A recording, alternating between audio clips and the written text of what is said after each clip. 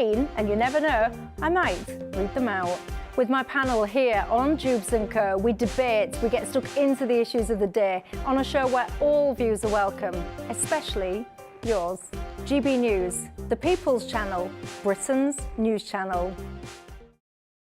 2024, a battleground year. The year the nation decides. As the parties gear up their campaigns for the next general election. Who will be left standing when the British people make one of the biggest decisions of their lives? Who will rise? And who will fall? Let's find out together. For every moment, the highs, the lows, the twists and turns. We'll be with you for every step of this journey. In 2024, GB News is Britain's election channel. Big news, big debates, big opinion. Patrick Christie's Tonight is the week's biggest show. Every weekday, 9 to 11 p.m, we've got the inside track on the day's top stories. There'll be sharp takes you won't get anywhere else. We will set the news agenda, not just follow it, and I want to bring you along for the ride. Whatever it is, we'll have our finger on the pulse. It's news, but it's this close to entertainment. Patrick Christie's Tonight, 9 to 11 p.m, only on GB News, the People's Channel, Britain's news channel. I'm Christopher Hope. And I'm Gloria Di Piero, bringing you PMQ's live here on GB News. Every Wednesday, we'll bring you live coverage of Prime Minister's questions when Rishi Sunak and Sir Keir Starmer go head-to-head in the House of Commons. We'll be asking our viewers and listeners to submit the questions that they would like to put to the Prime Minister, and we'll put that to our panel of top politicians in our Westminster studio. That's PMQ's live here on GB News, Britain's election channel.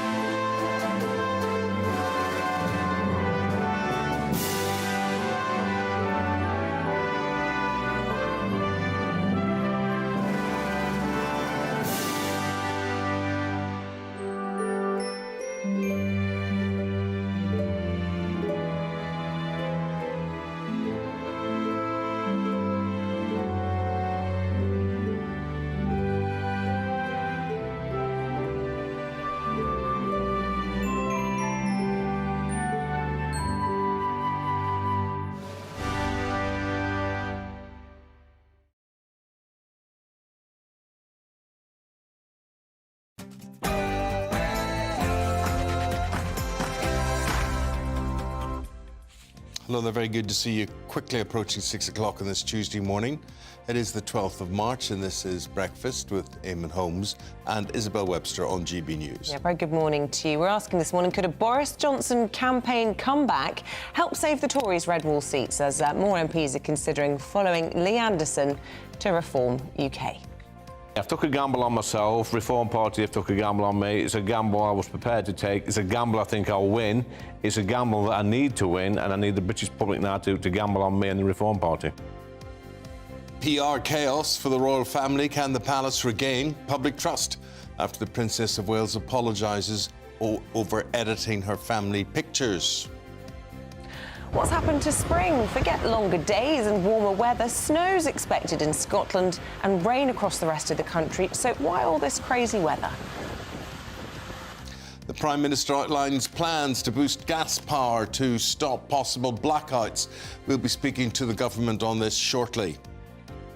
And in the sport this morning, Cole Palmer shines as Chelsea beat Newcastle. Emma Raducanu loses at India Wales. Who'd have thought? And pinnacle of jump racing, the Cheltenham Festival, gets underway today.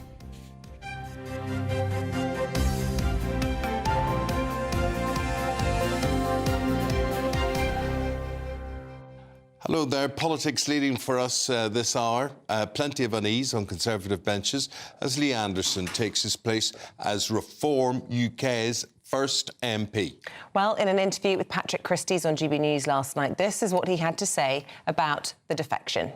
It was my parents who had a big part to play in this. I know there are some idiots online saying that Lee Anderson's done what his mum's told him to do, but I think your mothers and your fathers give good advice even when you get to my age. My parents were first-time Tory voters in 2019. They put their faith in Boris Johnson and the Conservative government and in me But 4 years later, they feel like they've been let down, that the Conservative Party have not delivered on their promises, and they think it's time for change. Following that defection, Tory MPs are now calling for an urgent course correction from the Prime Minister. Yeah, there are reports today, though, that Boris Johnson will make an election comeback to campaign in red wall seats. Let's get the thoughts of former Special Advisor to Michael Gove, Charlie Rowley. Good morning to you, Charlie. Look, obviously, this is going to be painful and bruising for the Prime Minister. I think there are reports around this morning of possibly as many as 10 other Tory MPs contemplating joining Reform. Could Boris change that?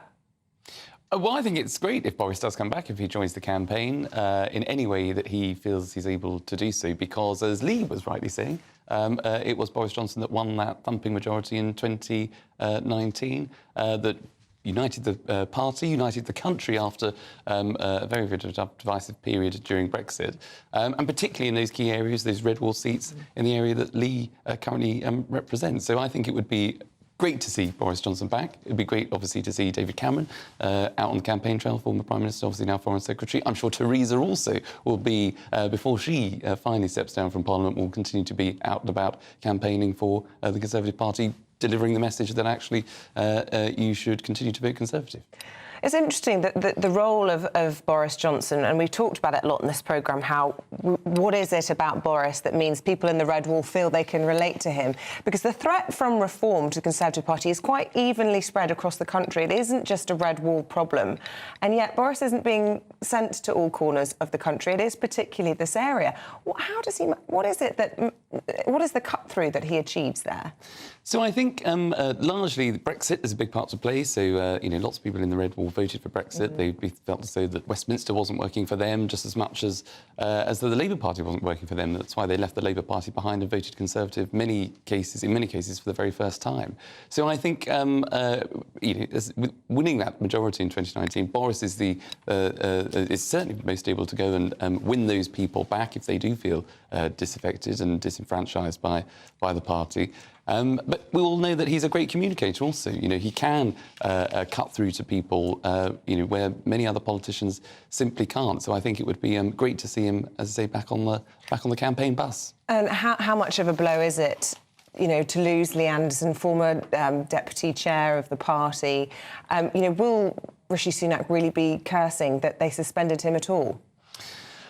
Well, I think, by Lee's own admission, he didn't phrase what he said a few weeks ago in the way in which he could have done better. But the sentiment remains, and lots of people feel strongly about the issue and who runs the country and do we have control in this country. That's effectively what Lee was getting at. I think, look, anyone who leaves the Tory party will be missed. I'm sure the Prime Minister would have rather wanted him to stay. But he's taken that decision. I mean, James Cleverly, the Home Secretary, has said that actually he's made a big mistake here and that actually all he's doing is helping Labour's cause. Are the public right to trust Lee Anderson, given that he's, this rainbow of his career, of the different parties that he supported? 5 minutes ago, he absolutely believed in what the Conservatives stood for and absolutely was never going to conceive of joining Reform, and now he totally and utterly is decrying that. Is there a trust problem there? Well, I think there'll certainly be questions asked, because he was also a Labour councillor before joining the Conservatives. So, there comes a point where you say, as a politician, do you actually sort of, champion your causes from within? Do you actually try and, make sure that the party that you're a part of is delivering in the areas that you want to? You can do that through policy discussions. You can do it through campaigning. You can do it through having great stints on brilliant TV channels like GB News. But to suddenly up sticks again and leave a political party for the second time, and we don't know how it might end with Reform. He once called Richard Tice a pound shop Nigel Farage. He did go on to say that, if you vote Reform, that is effectively a vote for Labour, a party that he has already left. So people will question, I think, Lee's judgment in this. And just a word finally on the issue of defection. A lot of people think that that's kind of undemocratic because you weren't voted into that constituency for that party. What has been his response to that, and is that fair enough? Well, I think he's effectively said, look, we're not going to have a by-election because we're too close to the general election and that might just be a waste of taxpayers' money. I think, look, the people of Ashfield will ultimately decide whether they want Lee Anderson to remain as their MP, as a Reform MP, or not. But I do think it has to be taken a little bit more seriously because we don't quite know when the general election is. And I think, the people of Ashfield have a right to elect the MP for the party in which they decide, not necessarily the individual. OK. Thank you very much, Charlie Rowley, former Special Advisor to Michael Gove. Always good to get your thoughts first thing in the morning. Thank you. Thank you. Right, a whirlwind 24 hours for the royal family as they've plunged further into a PR crisis. I'm talking about the edited Mother's Day pictures, which went on show on Sunday today. All eyes on Prince William as he's due to make an appearance, an Earthshot appearance, to promote a new platform that brings environmental solutions together. So could an update on the Princess's health be imminent? Let's ask former royal reporter Michael Cole. I mean, suspect not, given all the furore over the weekend.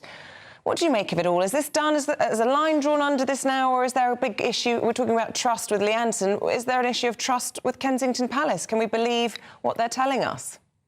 Good morning, Isabel. Good morning, Eamonn. Isabel, you've asked the most cogent question of the day. Can we any longer trust the royal family? Unbelievable that we're actually asking that question about one of the immutable pillars of society and British life. But human nature being what it is, people presented with a fake picture will say, well, what can we believe what they're telling us? Can we believe what they're telling us about the woman we see there, Kate, about her health? This is a very, very bad state of affairs. It couldn't be worse because if truth is compromised, credibility goes out the door with it. And I'm afraid that's what's happened. It is a grade A disaster for the royal family. It's not a trivial matter because we're being misled. And that is a very, very great shame.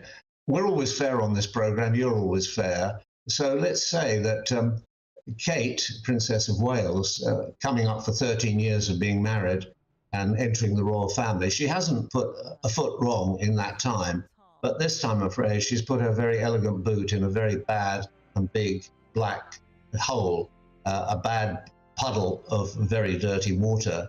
And it's causing problems. And I think... Michael, I still look at this. I don't know what you're like, my friend, but I look at these so-called changes and they don't make a darn bit of difference to me whether they were changed or whether they stayed in. And it just seems unnecessary.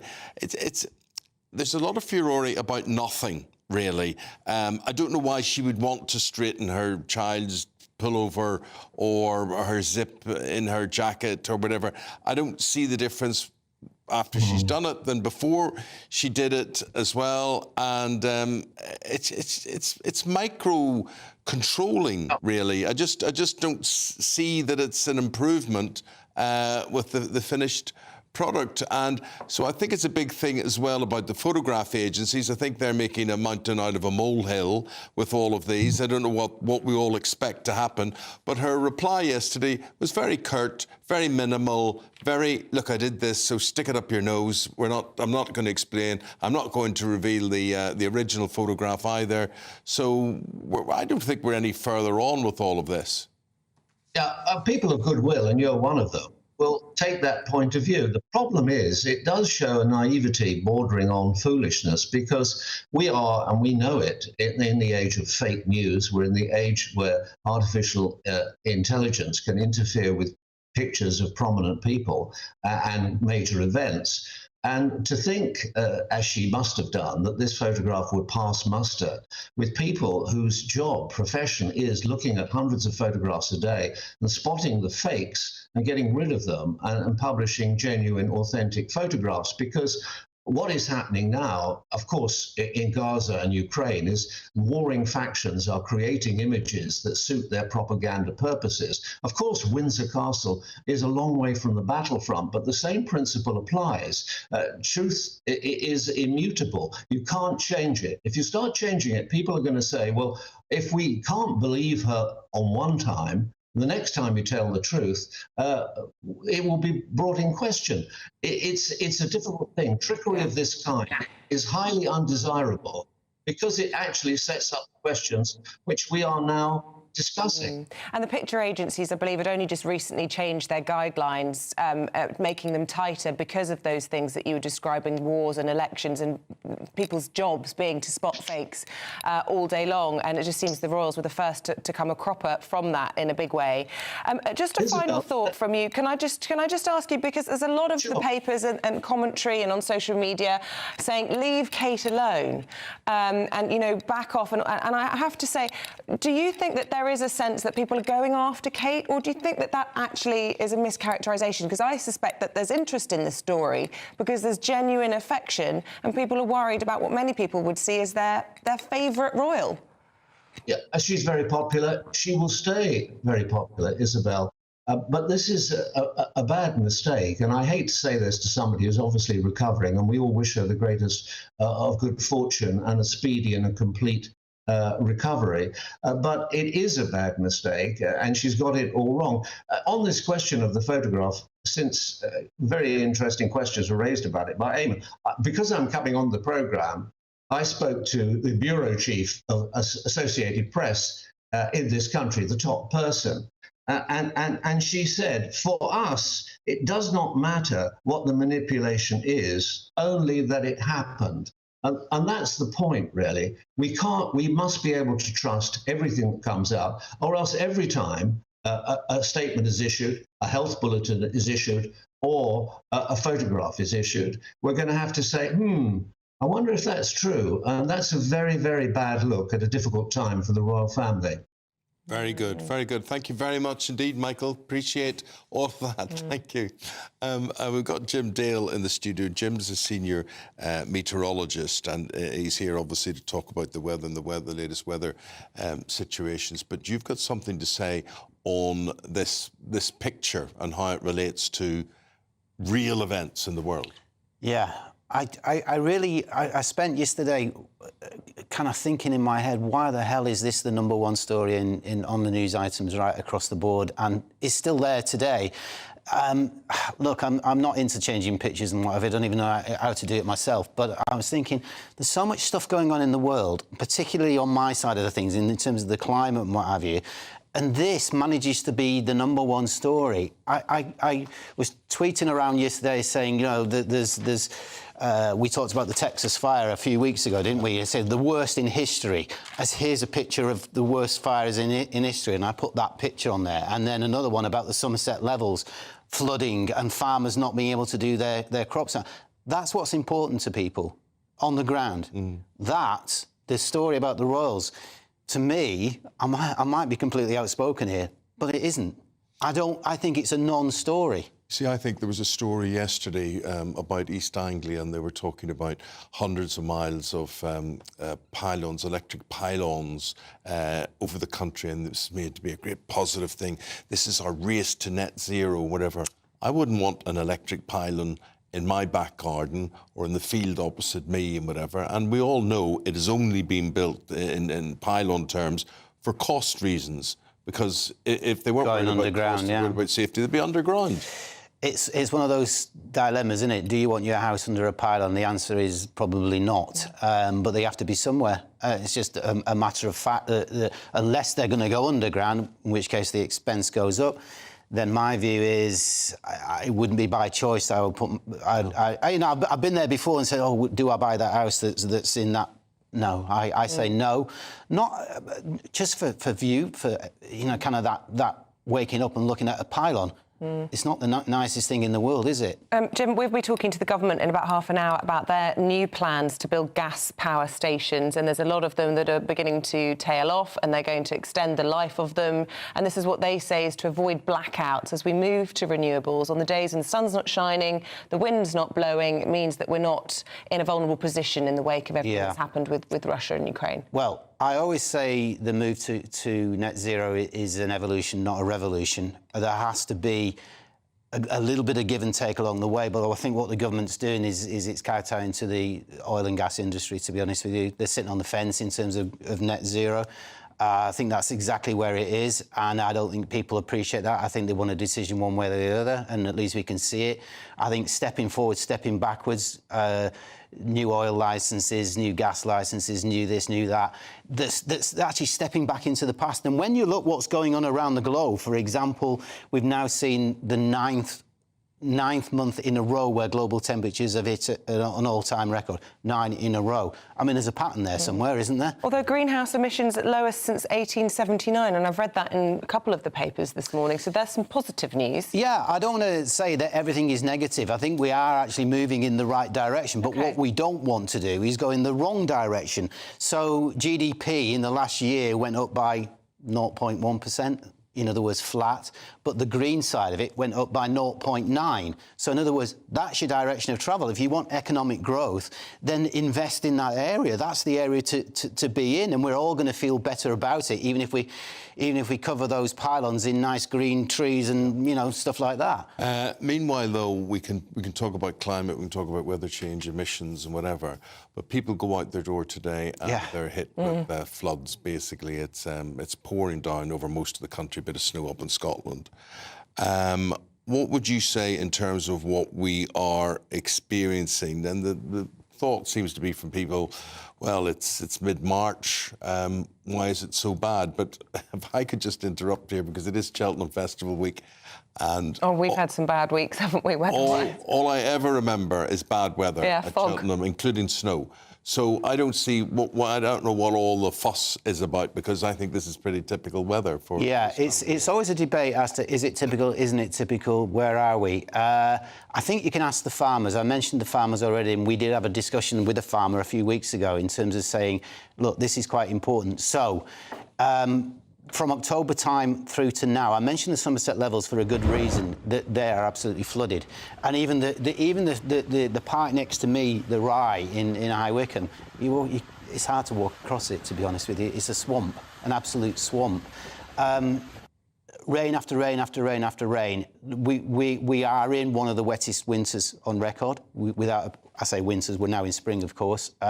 So it continues on. And this is the difficulty for particularly for farmers who want to get their livestock out. And we're getting a lot of calls from these people who are saying, you know, when's it going to brighten up? When are we going to lose this? And here we are waking up again, and it's another rain day for most of us today, and it will be through the course of the week. It will come to an end, and this is written on the can, by the way, of climate change, that we would see wetter winters, early springs, and that there would be sometimes to the point of difficulty in terms of floods.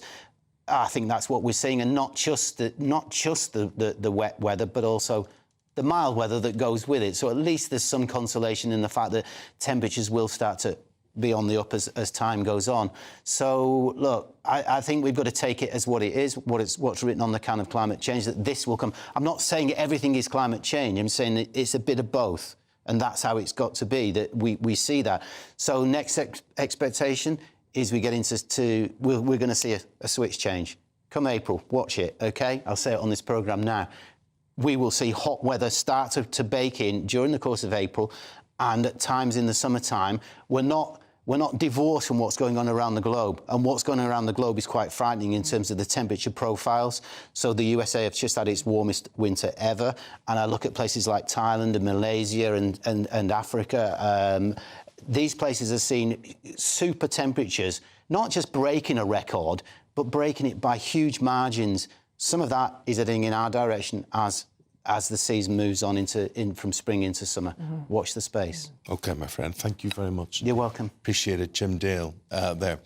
We should say, just before we go into other stories, yesterday we reported on 2 funeral parlours in Leeds and police raids there. It appears that the wrong ashes in up to 30 cases have been given to the wrong families, and no sort of tracking as to where they emanated from, who these bodies are off, and we're going to be covering this more throughout the programme this morning. If you've been affected, please do get in touch. GB Views at GB News. Legacy Independent Funeral Directors in Hull.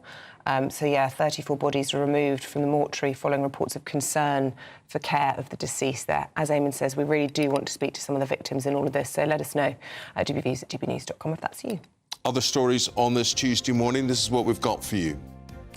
The Prime Minister's confirming plans for new gas power stations until 2025 in a bid to avoid blackouts and the goal to achieve net zero. Writing in the Telegraph newspaper today, the Prime Minister's described gas as the backup needed when there's not enough sun or wind to create renewable energy. Disgraced British socialite Ghislaine Maxwell is set to appeal against her sex trafficking conviction in New York today. The 62-year-old was found guilty in December 2021 of luring young girls to massage rooms for paedophile financier Jeffrey Epstein. She was sentenced to 20 years in prison in June 2022. And a new report from the Audit Office has found 1 in 5 children in Northern Ireland are now living in relative poverty. The report says children growing up in poverty are more likely to experience financial issues as adults and could live up to 15 years less than their well-off peers. The report comes just weeks after Stormont began sitting once again after 2 years of delays and boycotts.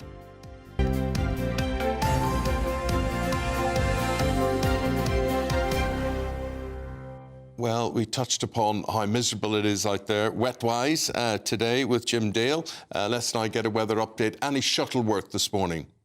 A brighter outlook with Box Solar, sponsors of weather on GB News.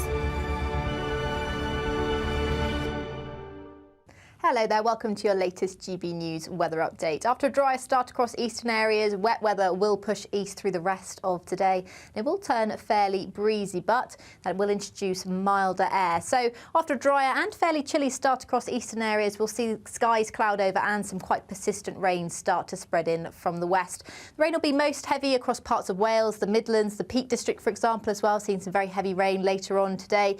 However, by this evening, some southwestern areas will start to see some drier and brighter weather, and here as well we'll see the highest temperatures through this afternoon, highs of 13 or 14 degrees, but many areas will start to feel quite a lot milder throughout today as we see that southwesterly mild air being brought in from the Atlantic. The rain will push further north to become more restricted across parts of Northern Ireland, many areas of Scotland through tonight, and further south it should stay cloudy but much drier, and with the strength of the breeze and how mild that air is, it is going to be quite a mild night tonight away from the very far northwest. Now, after that rain band pushes further north through Tuesday evening, it will sink further south through Wednesday, pushing into parts of northern England, North Wales through Wednesday afternoon, but it won't quite reach central areas of England, so it should stay dry across many central southern areas of England. South Wales as well will see the best of any drier weather through Wednesday, and here is where the temperatures will be higher, highs of around 15, possibly 16 degrees on Wednesday, but it will turn quite windy across the far north. Bye-bye. That warm feeling inside from Boxed Boilers, sponsors of weather on GB News. We've covered all the doom and gloom. Now, the nice bit. Yeah, we've been talking about how there's a heat wave on the way in April. So here's your chance to win garden gadgets and shopping kit and an incredible £12,000. I'll just take the money personally. Yeah, £12,345 in tax-free money as well. OK, and here's how it could be yours. We've got cash, treats and a spring shopping spree to be won in a great British giveaway. You could win an amazing £12,345 in tax-free cash. Plus, there's a further £500 of shopping vouchers to spend at your favourite store. We'll also give you a gadget package to use in your garden this spring. That includes a games console, a pizza oven and a portable smart speaker, so you can listen to GB News on the go. For another chance to win the vouchers, the treats and £12,345 in tax-free cash, text GBWIN to 84902. Text costs £2 plus one standard network rate message. Or post your name and number to GB03 PO Box 8690 Derby DE1 9TT. UK only. Entrance must be 18 or over. Lines close at 5 p.m. on Friday the 29th of March. Full terms and privacy notice at gbnews.com/win. Please check the closing time if watching or listening on demand. Good luck. Good luck, good luck. Good luck to you, Paul Coyd, after the break. Oh, thank you very much. I've been warming up. I'm getting a bit nervous, getting a bit excited about it. Right. Cheltenham, Chelsea. It should be Chesney Hawks really should go with it, but I haven't got any Chesney Hawks. So Cheltenham and Chelsea and Emma Raducanu as well. I will tell you about very shortly. Don't tell me she won. No. No. OK, back after this. That would be newsworthy. No. I'm Michelle Dewberry, and I'm not here to tell you what to think. I'd much rather hear what you have to say. So send in your opinions to gbviews@gbnews.com. Keep them clean, and you never know, I might read them out. With my panel here on Jubes & Co, we debate, we get stuck into the issues of the day on a show where all views are welcome, especially yours. GB News, the People's Channel, Britain's news channel. 2024, a battleground year. The year the nation decides. As the parties gear up their campaigns for the next general election. Who will be left standing when the British people make one of the biggest decisions of their lives? Who will rise? And who will fall? Let's find out together. For every moment, the highs, the lows, the twists and turns. We'll be with you for every step of this journey. In 2024, GB News is Britain's election channel. Big news, big debates, big opinion. Patrick Christie's Tonight is the week's biggest show. Every weekday, 9 to 11 p.m, we've got the inside track on the day's top stories. There'll be sharp takes you won't get anywhere else. We will set the news agenda, not just follow it, and I want to bring you along for the ride. Whatever it is, we'll have our finger on the pulse. It's news, but it's this close to entertainment. Patrick Christie's Tonight, 9 to 11 p.m, only on GB News, the People's Channel, Britain's news channel. GB News is the home of free speech. We were created to champion it, and we deliver it day in, day out. Free speech allows us all to explore and debate openly the issues most important to us, our families, and of course, the British people. Having challenging conversations to enlighten each other. Which is why we hear all sides of the argument. We are the People's Channel. We will always stand by the freedom to express yourself. On TV, radio, and online. This is GB News, Britain's news channel.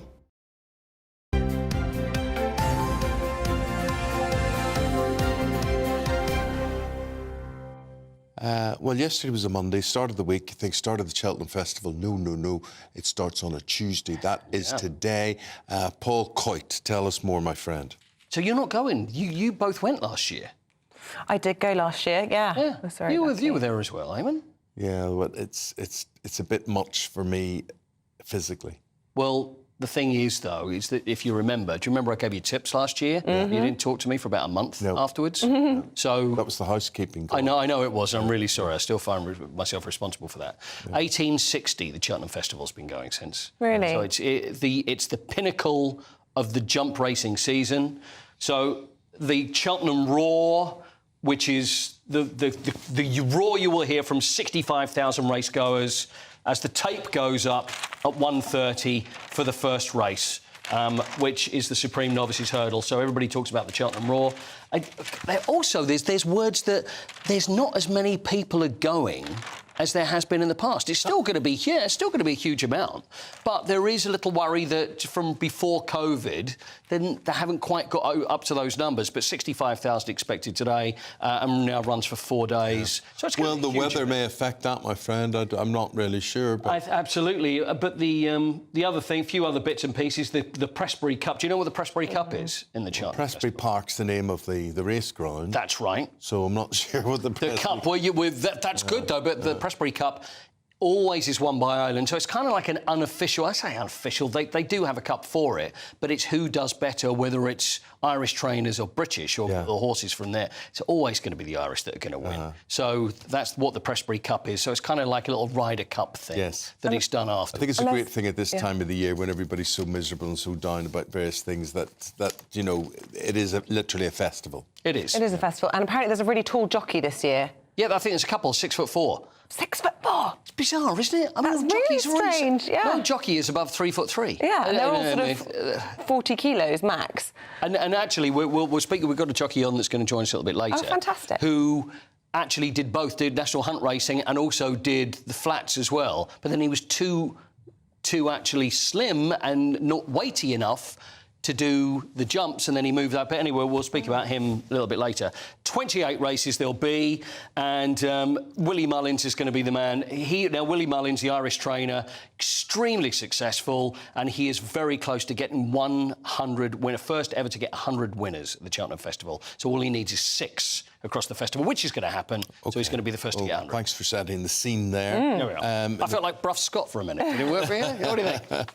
Or Lord Oaksey. Do you remember Lord Oaksey? Oh, but you know, Richard O'Sullivan was the master. Oh, wasn't he just? Yeah. Just unbelievable. You know, I had a friend who was actually auditioned for the role of Peter O'Sullivan in The Crown. Because, you know, when they had the commentary, he was the one, and he was going, well, you know, I thought I might get the gig as Peter. He never got the gig in the end, but they had wanted someone, he was a racing commentator, that would be Peter O'Sullivan in The Crown.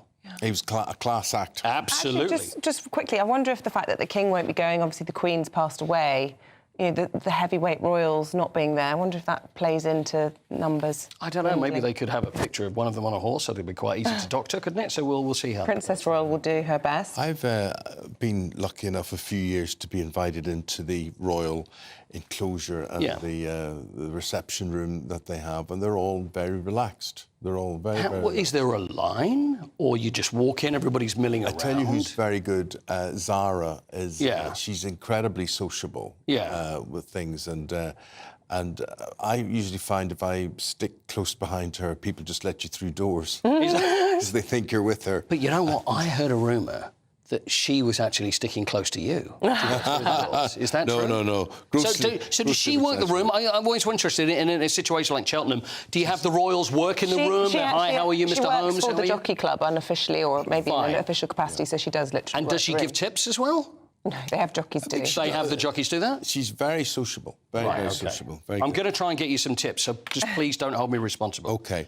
Premier League last night. Good win for Chelsea. Very good win for Chelsea, 3-2. Cole Palmer. Now, Cole Palmer, 21 years old, signed from Manchester City. He was the star of last night. He'd played absolutely fantastically. There's Cole there.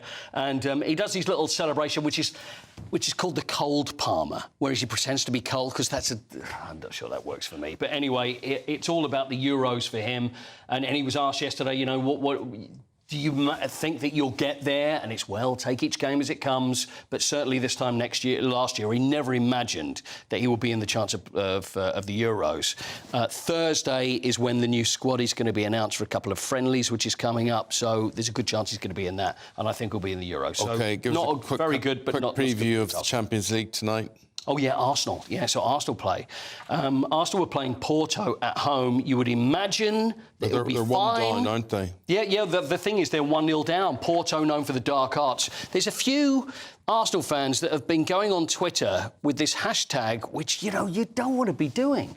Hashtag pray for Porto, as if that they are going to go out and absolutely destroy Porto, but I wouldn't be quite so cocky to do such a thing. But it's going to be a very tricky game. But they need to win in the Champions League tonight to go through. Emma Raducanu, when was the last time she won? I mean, I think she's a beautiful girl. She's a sponsor's dream and whatever. But let's face it, she can't play tennis. Well, she won in the first round. She got a bye in the second. Third round, she comes up against Arina Sabalenka, who is the champion of the Australian Open, the world #2. Well, where is Emma Raducanu in the world rankings? I can tell you. Where do you think?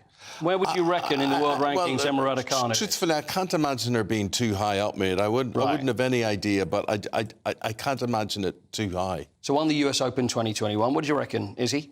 Emma Raducanu, world rankings, where would you say she is? I mean, she's still playing in these tournaments. You notice they're both dressed in pink? Both dressed in pink? I would say top 100.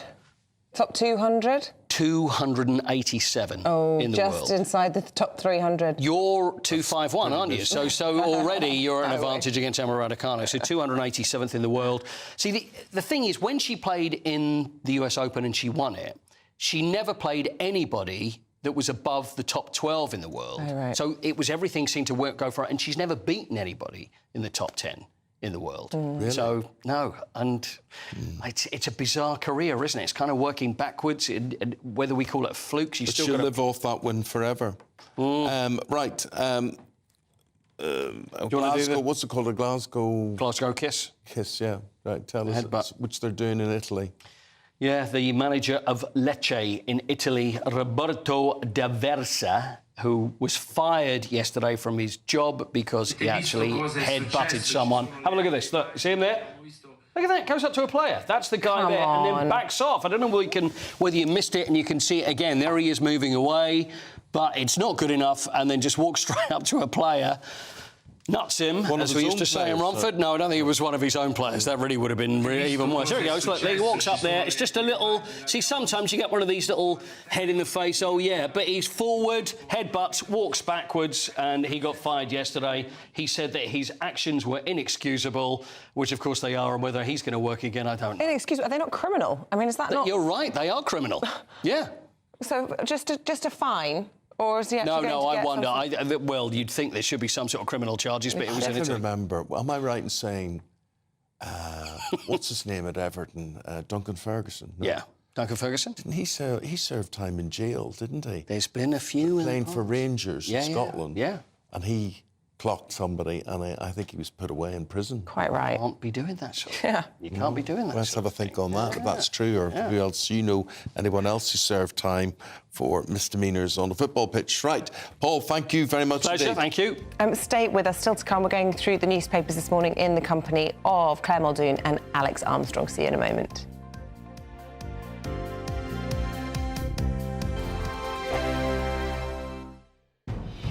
Good afternoon, Britain. Weekdays from midday. Household energy bills will fall by £238 per year. Good news. An average of £20 a month. That's as Ofgem unveils its new energy price cap. So joining us in the studio is GB News economics and business editor Liam Halligan. The Ofgem energy price cap, that's the regulated amount that energy suppliers are allowed to charge, will fall from £1,928 a year to £1,690. That's from April the 1st. That's a drop of about 12%. That should save the typical household 20 quid a month. Prices are cheaper than they were, but they're still very elevated by historic standards. Certainly if you're an American household, a French household, even a Spanish or an Italian household, you're paying a lot less for your electricity and your energy in general than you are here in the UK. The energy companies have been a bit tricksy with the government because while they are lowering the energy price cap and the headlines are, well, your energy bills are coming down, blah, blah, blah, the energy providers have actually chiselled out from Ofgem the permission to charge households an extra £2.33 a month on average. And the energy companies say that is money which they need, the energy companies, in order to support households who have got big debts on their energy bills. I don't know about you, but whenever I talk to people down the pub about energy bills, many of them say, well, the energy company's got like £2,000 of my money and it won't give it back to me. What's going on here? So there are lots of concerns about customer balances with energy companies, and it's also worth saying that as part of this announcement, the bit that no one will notice is that the energy companies are being able to charge all households to try and flatter the energy companies' balance sheets, which to me, on first reading, seems a bit odd. GB News is the home of free speech. We were created to champion it, and we deliver it day in, day out. Free speech allows us all to explore and debate openly the issues most important to us, our families, and of course, the British people. Having challenging conversations to enlighten each other. Which is why we hear all sides of the argument. We are the People's Channel. We will always stand by the freedom to express yourself. On TV, radio, and online. This is GB News, Britain's news channel.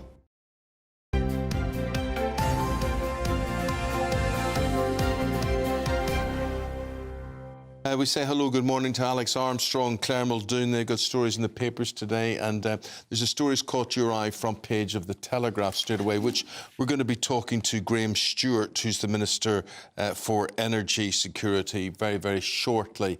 So tell us more, Claire. Well, indeed, Sunak's new gas plants ease risk out of blackouts. And when you look through the paper, it means Sunak's going back to gas. I thought we were supposed to be stopping gas, to be honest with you. We've still got the net zero target of 2035. And indeed, Sunak in the commentary in the Telegraph today says, when the sun isn't shining, when is it ever in this country, and the wind isn't blowing, when does it not blow? This is how we will keep your lights on and your bills down. It's the insurance policy Britain needs to protect our energy security while we deliver our net zero transition. What a load of sweary word. Well, that's because you think that the net zero solutions aren't solutions. Well, not only that, Eamonn, but I also think we're pushing people into fuel poverty, and he puts the blame at Putin and the Ukraine war, but the reality is the prices were going up before that. You know, it's just preposterous. And, I mean, energy prices are going down, but that's not being passed on to the consumer. And he's banging on about when the sun isn't shining, it doesn't in this country, and the wind isn't blowing, well, it does blow. He's now going to go back to building energy plants. They should be looking to renewables like nuclear energy. They should be talking about things before this even happened. We should have the infrastructure already there in place to enable the people in this country to live, heat and wash. Yeah. Alex, there are criticisms that there have been lots of missed opportunities for the Conservatives to make sure that there wouldn't be this threat of blackouts. They've been very slow. With onshore wind, for example, Labour saying there's been an effective ban on all of that, and we're hearing energy lead think tanks saying that there have been policy failures and missed opportunities. Is that fair? Well, it's totally fair. I mean, look, I don't think the Tories know what they want to do they? This is just typical Conservative Party at the moment. They're 1 minute they're big on net zero and it's Rishi Sunak. That's because we've all signed up to that internationally. That's the thing. So very true. They're hooked up to that, but they realise, oh, this ain't going to work and this is costing too much. So this is Plan B. Well, and to have these targets by 2050 is actually extremely unrealistic. Even by 2035, 2050, it's madness. And it's punishing the taxpayer constantly. And I think this is what people have an issue with net zero. It's like, not that people don't want to live in a healthier, greener environment. It's the punishment they have to endure to get there. So what would you do, Alex? Targets. What would you do? Well, look, I think actually building some of these plants is actually not a bad thing, but I wouldn't have shut down a lot of our plants in the first place. We know we couldn't do this. All the evidence proved we couldn't do it in the time that we had. So, but that's the point. Why are they introducing gas power plants when they need to reduce all fossil fuels by 2050? Yeah, they should be retrofitting these gas plants with green hydrogen or carbon capture or something a bit more forward-thinking. They should build some wave power plants because it's so wishy-washy. There you go. Oh, very good. Very good. Sorry, we've got the Minister for State for Energy Security very, very shortly. Alex, love to hear your take a day on this royal photo scandal. Oh, I think the British public are fed up with all of this nonsense, frankly. I mean, look, how many people edit photos now? They are the top downloaded apps on the App Store for young people. Young people are just going to bat their eyelids and go, what is all this nonsense about? You know, people edit their pictures constantly these days. This is not anything new. And I just think this is all a big furore over nothing. I really do. And it's the same story we keep on seeing. It's just a small couple of edits and the conspiracy theorists are going nuts with it, saying, I saw someone the other day taking Kate's face and merging it with an old photo of her, going, like, yes, because she has the same face. It's like, you know, it just gets ridiculous. Look, I don't think that Kate needed to post the photo. Actually, I don't think people believe that Kate posts these photos and that William takes them. And they have a massive PR team to do this. And they obviously have planned things to combat this misinformation online about them. But I'm sick of it. So you're sick of it, but do you not think that there's a trust issue, possibly, with Kensington Palace? And also that we do need to guard against the creeping in of pictures that have been doctored in an election year when we've got people like Putin invading Europe. Yeah. You know, there's a real guard against deep pictures being and AI. Altered. Yeah, but I think there's a big difference between AI-generated photos and, you know, photoshopping a photo. Let's face it, I mean, AP put out, I mean, all these big photographic outlets constantly put out edited photos of other people all the time. You know, for big celebrities, they Photoshop, they airbrush them. Why is it such a big story for Kate and William to do so? But also, I don't know. The changes here are what leave me cold. I mean, to straighten one of her children's sleeves, to straighten her zip in the front, you know, it's not as if we're talking about she straightened her nose in all of this. No, I know, I completely understand. How boring. But doesn't it show you still the appetite people have for the royals in this country? But to be honest with you, I think when Will becomes head of state, and indeed the king, I think will become almost a republic, because he cannot. It's publicly known that he's not a churchgoer. So how can he be head of state for such an institution like his grandma was, and hold the country to account to his, you know, to his morals? But I think I actually think that the Kensington Palace were wrong not to come out and tell us what was wrong with Kate, because it's given rise to these mad conspiracy theories. I actually completely disagree. I don't think it's anyone's business. OK. Well, we'll continue this debate a little bit later on. We have to break away from the papers briefly because we are talking to the Minister for Energy now. They are, of course, announcing these new plans for new gas power stations before 2025 in a bid to avoid blackouts in their attempt to reach net zero. So let's speak now to Graham Stewart MP. Good morning to you. Tell us a little bit about these plans. A few people are a bit confused as to why, after 14 years, you're suddenly deciding to do this now. Oh, well, the government's made transformational changes over the last 14 years. Less than 7% of our electricity came from renewables in 2010. That was Labour's dire legacy, whereas today it's approaching 50%, and we're building out faster and faster. But, as we know, renewables are intermittent, so you've got to make sure you have the backup, and we make no apology for ensuring we have that in place, which is why we've said that as well as extending the life of existing gas plants, we may need some new gas plants as we grow out our renewables even further. But this, it might sound as if it might be in conflict with net zero, but it's not. It actually complements our move to increase the amount of renewables in our system and carry on leading the world. You may have seen overnight that we've cut our emissions by more than any other major economy on Earth. We've cut it by more than 50%, and that's happened under this Conservative government as we've removed coal, increased renewables, cleaned our system, but we're determined to keep the lights on as well, and that's why the Prime Minister can always be relied on to take the long-term decisions in the interest of the nation. OK, what about the cost, though, Graham? Is it going to cost us more or less, or just the same? Well, overall, renewables are now cheaper than fossil fuels, both here and in other countries around the world, as we roll it out. So what this new gas capacity will do is ensure that in the limited time when we need it, we have the backup. So a gas plant is relatively cheap to build capital-wise, but of course the big driver of cost is the cost of the fuel. And that's why we're increasing renewables. So although we may need new gas, it will actually be running less and less of the time, and we're also bringing on other technologies such as battery storage, pumped hydro, interconnectors with our neighbours, and other flexes in the system in order to minimise the time that those fossil fuel plants have to run. But we have them there as an insurance policy, and I reckon that your viewers and listeners will regard that as the right thing to do, to put the long-term interests of the country first. Although you'll be aware that a parliamentary report last year found that we are way off track hitting our 2035 clean energy target, and a lot of people will be saying, well, is gas, as you've been saying, you know, not necessarily the obvious solution when you're talking about trying to go to clean sources by 2035. Is this really the answer? Labour saying it's a sign of Tory failure and an effective ban on onshore wind.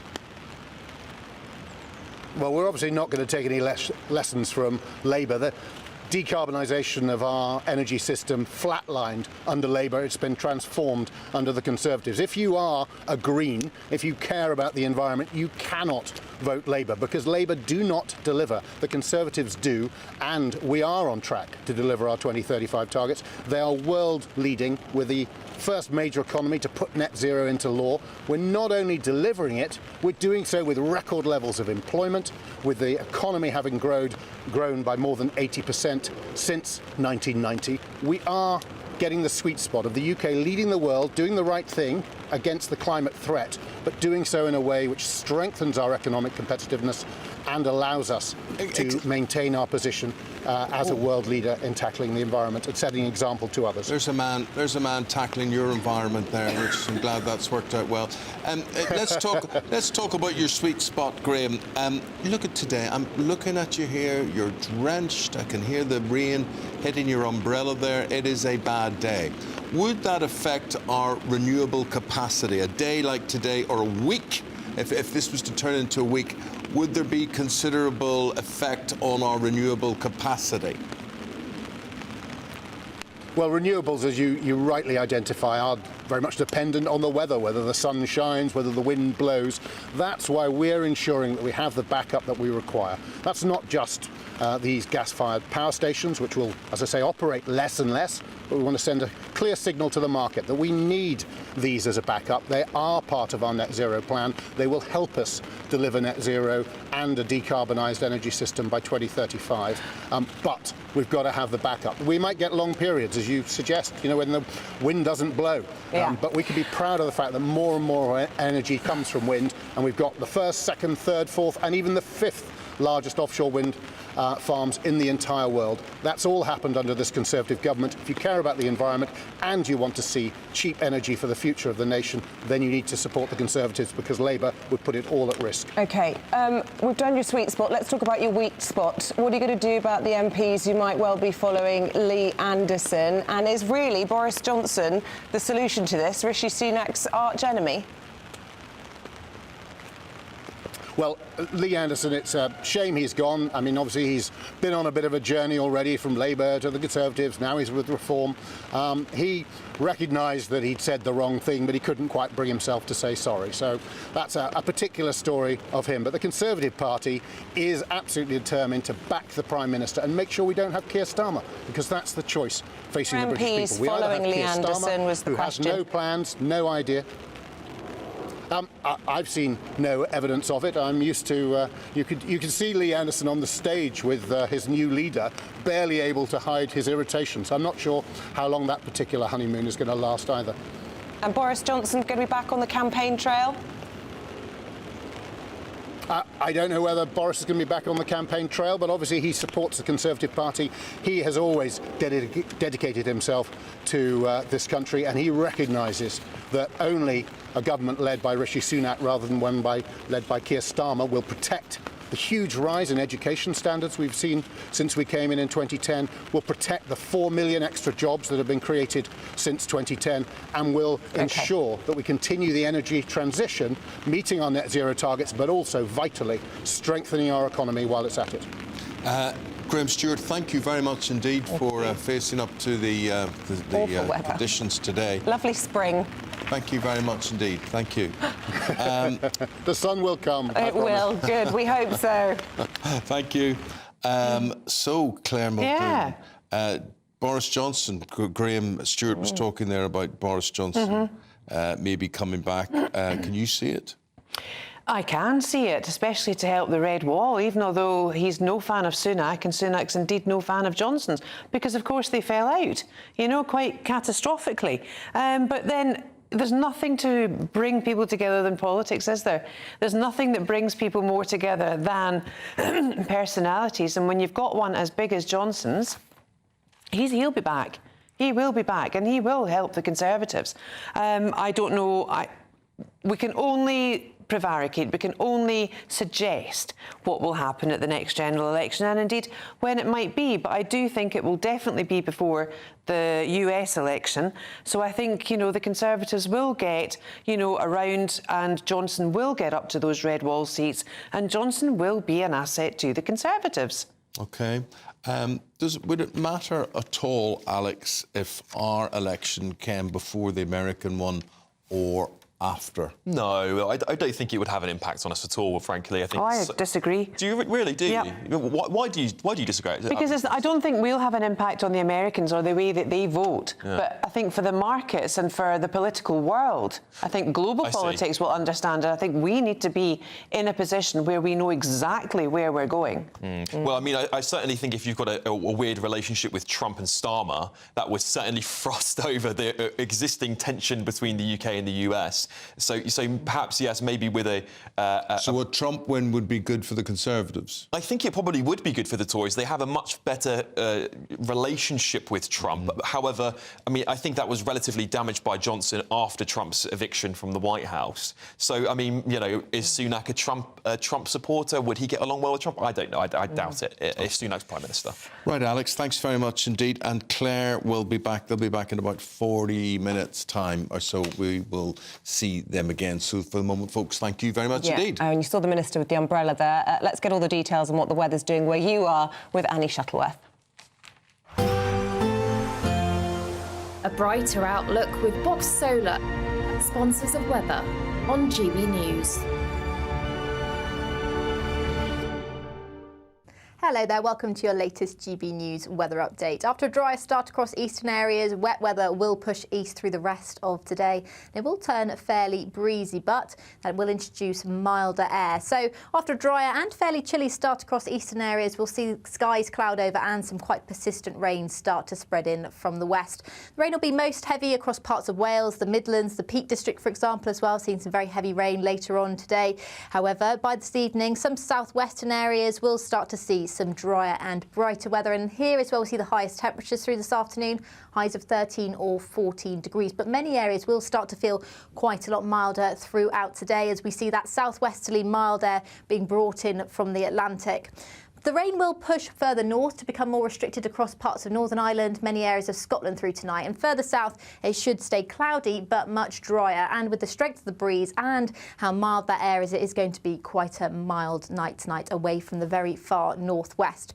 Now, after that rain band pushes further north through Tuesday evening, it will sink further south through Wednesday, pushing into parts of northern England, North Wales through Wednesday afternoon, but it won't quite reach central areas of England, so it should stay dry across many central southern areas of England. South Wales as well will see the best of any drier weather through Wednesday, and here is where the temperatures will be higher, highs of around 15, possibly 16 degrees on Wednesday, but it will turn quite windy across the far north. Bye-bye.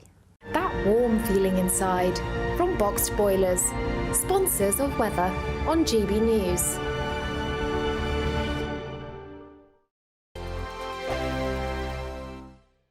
We've got cash, treats and a spring shopping spree to be won in a great British giveaway. You could win an amazing £12,345 in tax-free cash. Plus, there's a further £500 of shopping vouchers to spend at your favourite store. We'll also give you a gadget package to use in your garden this spring. That includes a games console, a pizza oven and a portable smart speaker, so you can listen to GB News on the go.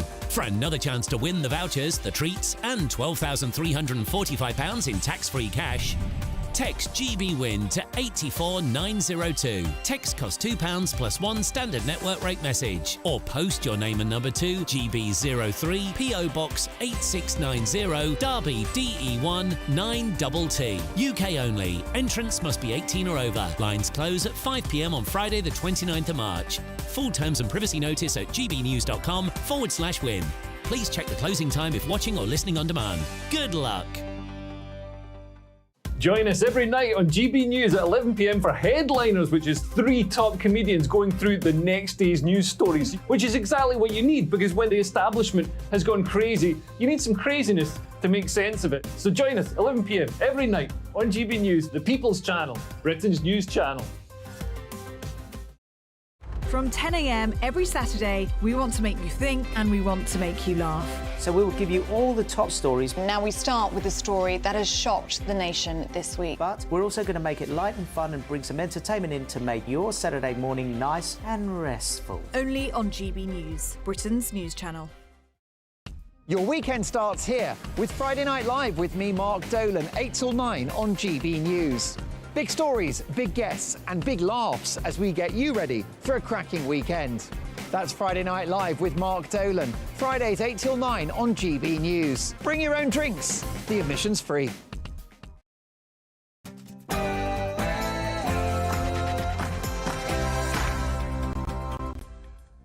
Good morning, it's 7 o'clock. It's Tuesday the 12th of March and you are very welcome to breakfast this morning with Eamonn Holmes and Isabel Webster. Very welcome indeed. Here's what we're sharing with you on this Tuesday morning. Boris Johnson, could a campaign by him, a campaign comeback, help save the Conservatives' red wall seats as more MPs considering following Lee Anderson to Reform UK? I've took a gamble on myself. Reform Party have took a gamble on me. It's a gamble I was prepared to take. It's a gamble I think I'll win. It's a gamble that I need to win, and I need the British public now to gamble on me and the Reform Party. PR chaos for the royal family. Can the palace regain the public's trust in the wake of the Princess of Wales's apology over editing her family pictures? Prime Minister outlines plans to boost gas power to stop blackouts. We've been talking about that this morning with the Energy Security Minister. And in the sport today, Chelsea beat Newcastle to go to the heady heights of 11th in the Premier League.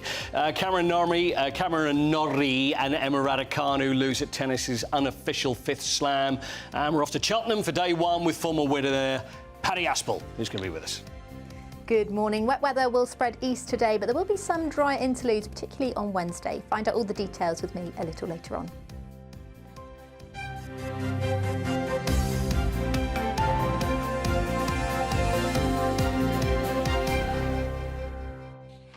So our top story this morning, there's plenty of unease in the Conservative backbenches today as Lee Anderson's taken his place as Reform UK's first Member of Parliament. So we were speaking to Patrick Christie's in a very relaxed way on GB News last night, and this is what he had to say about defecting.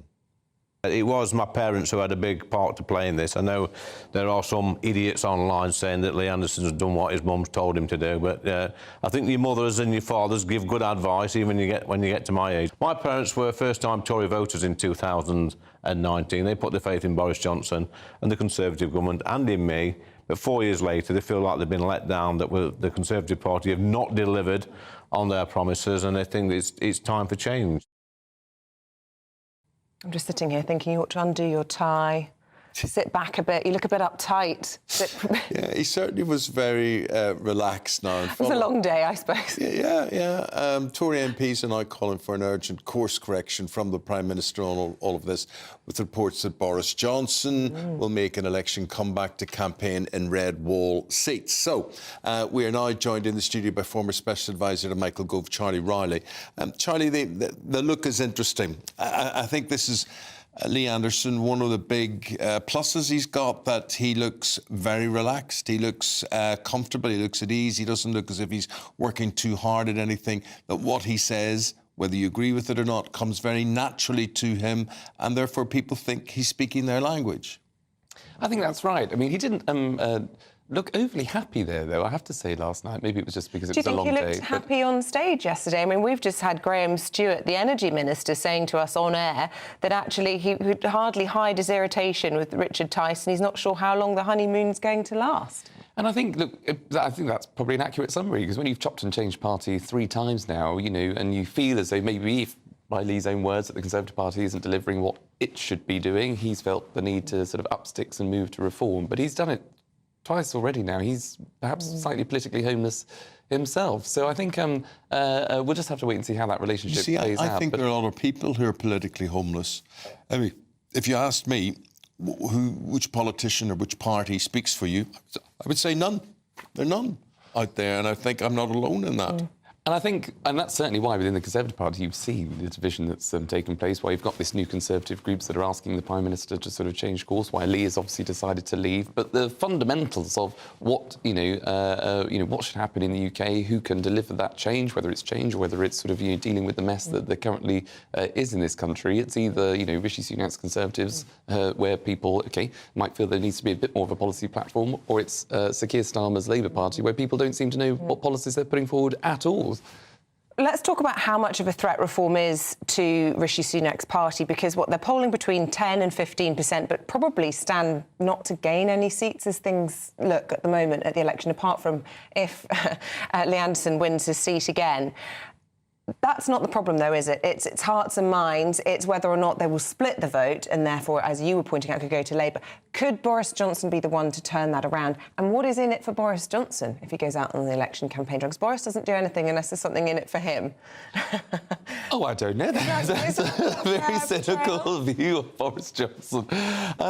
Look, I think Boris, he won that great majority in 2019, that ETC majority, particularly in these red wall seats that you're absolutely right to say. And so I think he will want to make sure that, as a former Prime Minister, that he'll want to make sure that actually, it is a Conservative government that is still in power at the next general election. But what I mean, I suppose, is given that there's no love lost between him and Sunak's government, what's in it for him? Why would he suddenly run to Sunak's assistance? But you would say it's just a love of the party and loathing of Starmer. And I think he's got a legacy attachment to it. So it was Brexit back in 2016 that Boris Johnson obviously led that campaign. Many people in those red wall constituencies voted Brexit. They left the Labour Party for the first time to vote Conservatives under Boris Johnson. So there's a loyalty there. I think there's a connection there, which is why it would be a great thing, I think, to see him back on the campaign. I agree with Isabel. It gives him a role.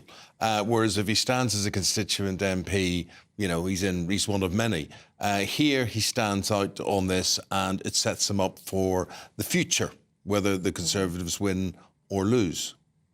And that he would be very good on the campaign trail, I think, and he'll have to obviously, stick to what the campaign messaging is about. Now, whether or not he can do that or not remains to be seen. But he will be, I think, at a time where, whatever your politics, actually, at a time where it has been a bit sort of desperate and, people don't like talking about politics all that much, he can actually bring a bit of va-va-voom, a bit of, X factor to... Je ne sais quoi. Je ne sais quoi to the just campaign. before we say goodbye, breaking news just in from the Office for National Statistics on unemployment levels. They say the rate of UK unemployment has risen to 3.9% in the 3 months to January from 3.8%, so a 0.1% increase. What will the Treasury, the government, be thinking about that?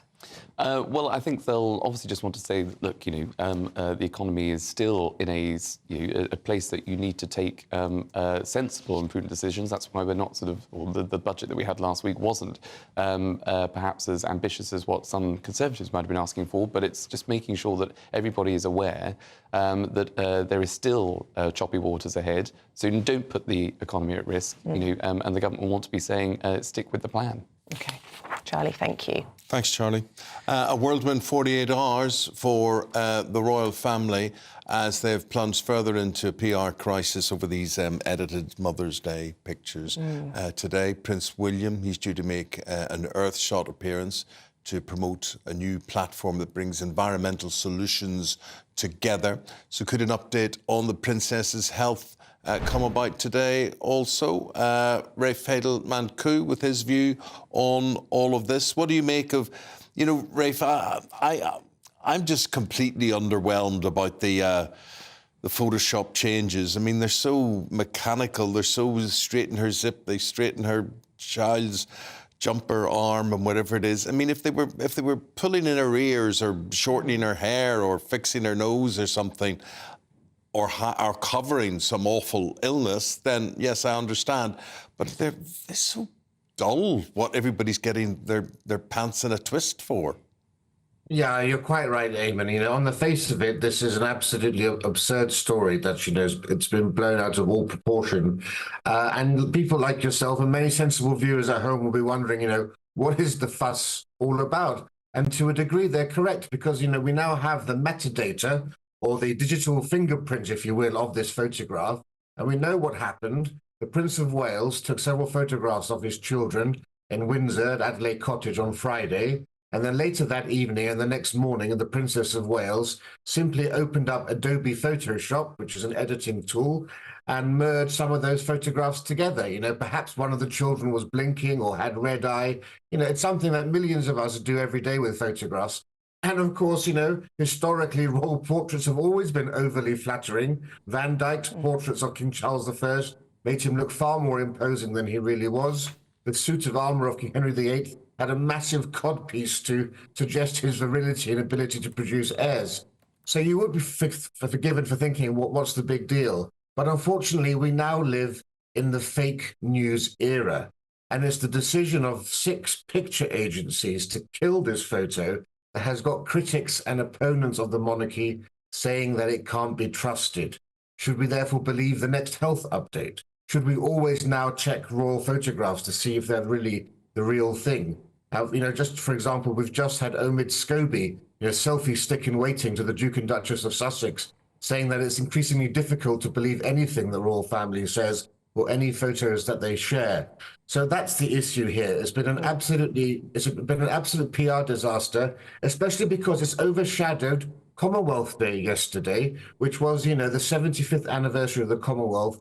All focus should have been on His Majesty the King's video and on the royal family at that service. So it actually raises questions about Kensington Palace, its oversight, its procedures, how could they allow this have to happen when anyone in the communications team should know that picture agencies like AP have very strict requirements about photographs. You can crop them, but you can't even take out red eye in one of those photos. So how was this allowed to happen?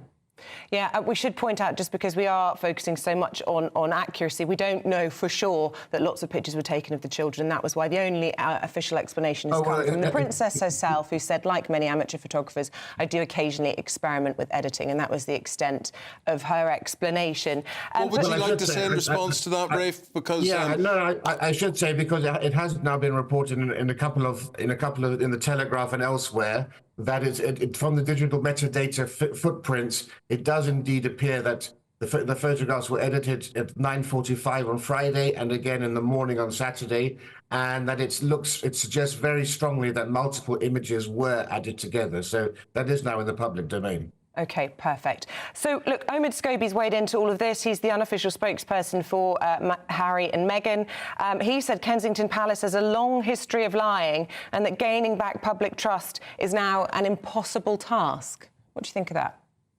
Well, exactly. I mean, that's why this is actually a story. It's because the critics and opponents of the monarchy are looking for any chink in the armour, I should say, in order to try to score their own points against it. We know that Eamonn Scobie is not a fan of the monarchy, and he's a staunch critic now, as maybe not an official mouthpiece of the Sussexes, trying to start a new life in America with his own media enterprises.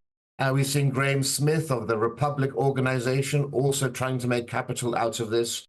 And so the issue has to be, why was Kensington Palace so sloppy in terms of its management of this? Look, since 2013, when Kate's father took the very first amateurish photograph of the family, we've really enjoyed seeing these very informal pictures. It's basically killed the paparazzi industry around the family because we're so used to having these very nice photographs. So they do have a place, but surely Kensington Palace should have had procedures in place to ensure that mistakes like this didn't happen, when any communications team should be fully aware of the sensitivity here and the requirements of these picture companies. Because the problem is, and also, why haven't they released the unedited versions of these photographs? Because that could have done so much to actually calm the situation down. Because the problem is, this Mother's Day photograph was intended to reassure the public that the Princess of Wales was perfectly fine and recovering at home. And instead, it simply fueled the most outlandish sort of rumours and conspiracy theories, such as that it was taken weeks or months ago, or she wasn't really there. And the blame for that has to, I think, rest at the foot of Kensington Palace. Rafe, appreciate all of that. Thank you very much indeed. We'll leave it there. Thank you very much indeed. We're also asking you today, look, we've all had our say over the past day or so about this, and what do you think? Do you think there's too much made about all of this? Do you want to offer support? Do you want to simply say to the Princess of Wales, Catherine, incidentally, if she's Catherine and we spell it with a K, why she spell it with a C? What do you mean, why do we spell it with a K? Who spells it with a K? I've seen it everywhere with a K. It's Kate with a K, but Catherine with a C, I guess. You don't spell Kate with a But you wouldn't spell Kate with a C. That's what I'm saying. So when you shorten her name, you change the initial? Never heard of that before. OK. No, but that's a very, very strange one. But then they're royal.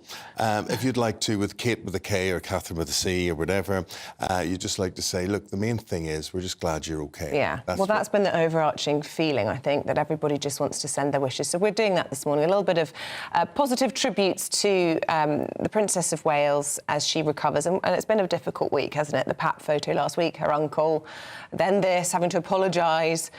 So send your good wishes and we'll try and read some of those out this morning. OK. Now, if it was my picture personally, or it was Isabel's, just think what we would have done, how we would have shaped. I wouldn't have been wasting time on straightening my zip. No, straightening my face, straightening my lip, my smile, my chin, my nose, everything. And as for Isabel... Just a new face. Perfect. Where would you begin? You just put Margot Robbie's head on your body, and that would be it. Oh no, I'd get Margot Robbie's body as well, please. Full works. But anyway, what would you do, or what's the worst thing you have done to your photographs, and have you got away with it Well, or that's the not? thing, isn't it? We've all done it. We've all done it. Right, get in touch. We want to hear from you. And whilst you do that, we're going to bring you up to date on the rest of the stories coming into the newsroom this morning. The rate of UK unemployment has rose by 3.9%. That's up 0.1% in 3 months to January, from 3.8 in the previous 3 months, according to the Office for National Statistics. The Prime Minister is today confirming plans for new gas power stations until 2025 in a bid to avoid blackouts to achieve net zero. Writing in the Telegraph today, Rishi Sunak's described gas as the insurance policy we need when there's not enough sun or wind to create renewable energy. Bit like this week. Hundreds of families fear they may have been given the wrong ashes from a funeral parlour. Relatives who hired legacy independent funeral directors in Hull and in Leeds have expressed concerns the ashes they were given following cremation could have been from a different body. Now, we were reporting on this yesterday, and this comes after 34 bodies were removed from the mortuary in Hull following reports of concern for care of the deceased. 2 people have been arrested on suspicion of a number of offences. The disgraced British socialite Ghislaine Maxwell's back in court in New York today. She's set to appear against her sex trafficking conviction. The 62-year-old was found guilty in December 2021 of luring young girls to massage rooms for the convicted paedophile financier Jeffrey Epstein between 1994 and 2004.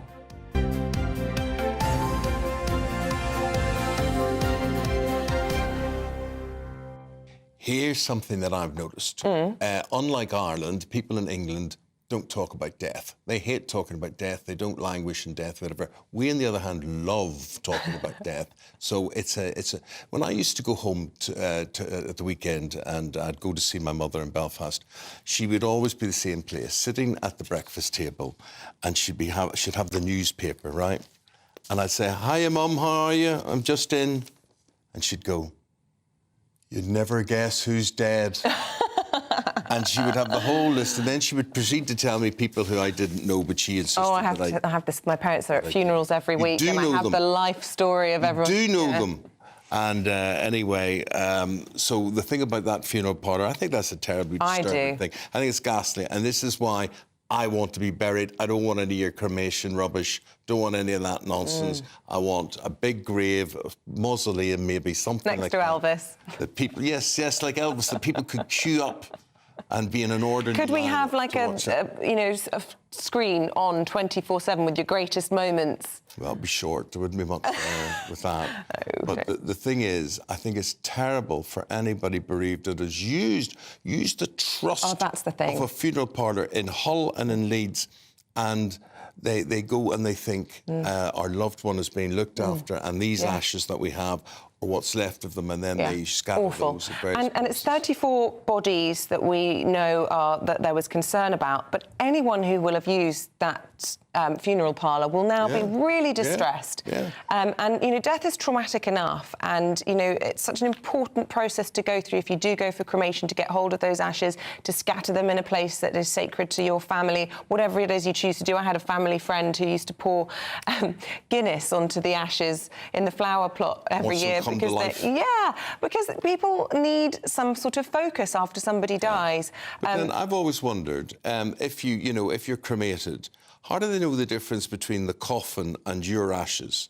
How do they know that what's wood? Well, they don't. It's just all in together. But, I love... I don't want a bit of wood in there with me. If you were getting cremated, maybe they could take you out of the coffin. It's a horrible thought. But anyway, some people use ashes to make necklaces and jewellery, which I also think is a really beautiful idea. Look, let us know your reaction to this story, because both of us have actually sort of gasped in horror at it. And I do think it's something we need to look into more, but also just to discuss. Because, as you said, we're all a bit afraid of talking about death in this country, but it is inevitable, along with taxes. So what do you think of this story? Are you affected? Get buried. I want to be buried. Yeah. Oh, do you? Yeah, I do. Yeah. I don't like the thought. Buried side by side. Yeah. They're in death, they were way they were in life. Exactly. TV, husband and wife. Side by side. Annie Shuttleworth. Morning, Annie. Raining.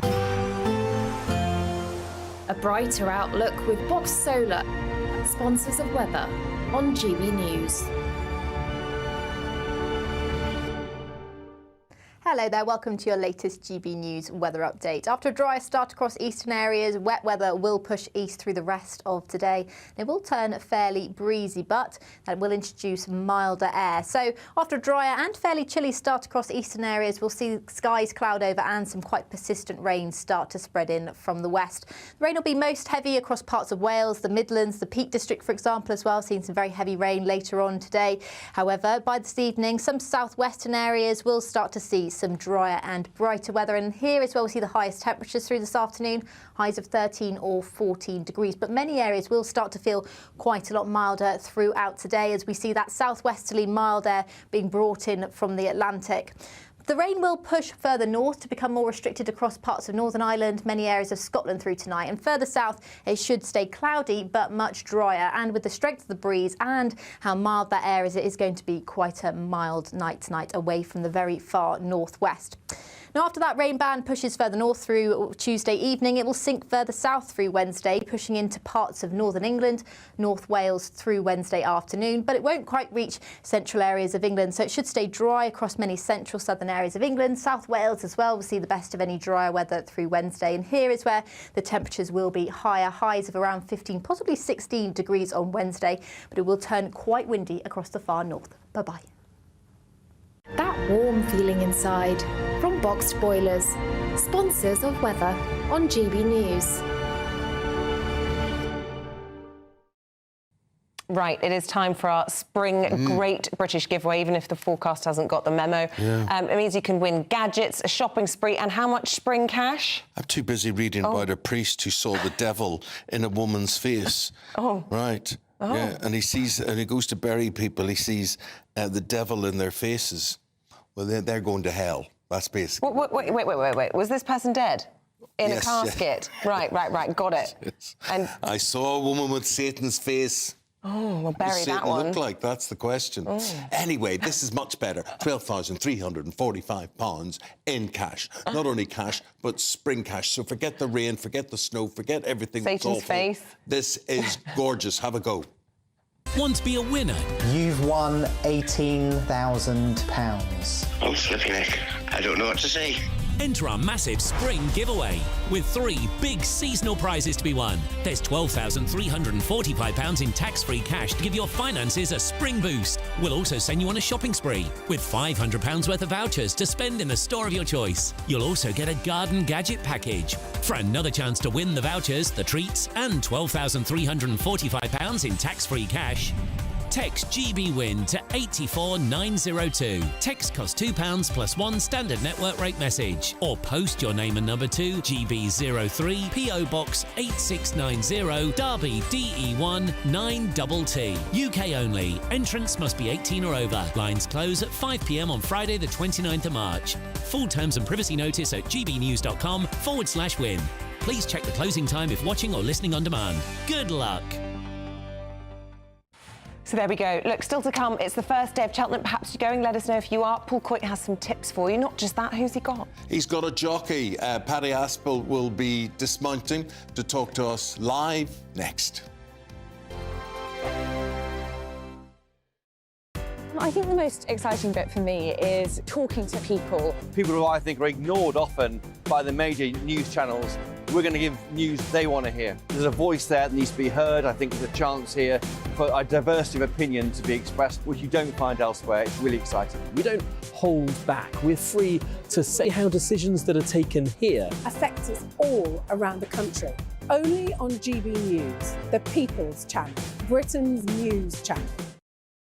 I'm Christopher Hope. And I'm Gloria Di Piero, bringing you PMQ's Live here on GB News. Every Wednesday, we'll bring you live coverage of Prime Minister's questions when Rishi Sunak and Sir Keir Starmer go head-to-head in the House of Commons. We'll be asking our viewers and listeners to submit the questions that they would like to put to the Prime Minister, and we'll put that to our panel of top politicians in our Westminster studio. That's PMQ's Live here on GB News, Britain's election channel. Tired of the usual focus-tested, pre-prepared Westminster runaround? Well, so am I. So you want higher taxes? Is your department to blame for this? Are you rethinking this policy? Every Sunday at 9:30, I'll be sitting down with those in power to get the truth about the issues affecting you. Let's be honest, we've known about the cost pressures of this project for years, not months. That's the Camilla Show, a politics show with personality. On GB News, the People's Channel, Britain's news channel. I'm Michelle Dewberry, and I'm not here to tell you what to think. I'd much rather hear what you have to say. So, send in your opinions to gbviews@gbnews.com. Keep them clean, and you never know, I might read them out. With my panel here on Jubes & Co, we debate, we get stuck into the issues of the day on a show where all views are welcome, especially yours. GB News, the People's Channel, Britain's news channel. Every Sunday from 11, join Michael Portillo. There'll be topical discussion, looking at the week before and the week to come. So kick back and relax at 11 a.m. on Sundays on GB News with me, Michael Portillo. GB News, the People's Channel, Britain's news channel. I'm Andrew Doyle. Join me at 7 o'clock every Sunday night for Free Speech Nation, the show where I tackle the week's biggest stories in politics and current affairs with the help of my two comedian panellists and a variety of special guests. Free Speech Nation, Sunday nights from 7 on GB News, the People's Channel, Britain's news channel. Join us every night on GB News at 11 p.m. for Headliners, which is 3 top comedians going through the next day's news stories, which is exactly what you need, because when the establishment has gone crazy, you need some craziness to make sense of it. So join us 11 p.m. every night on GB News, the People's Channel, Britain's news channel.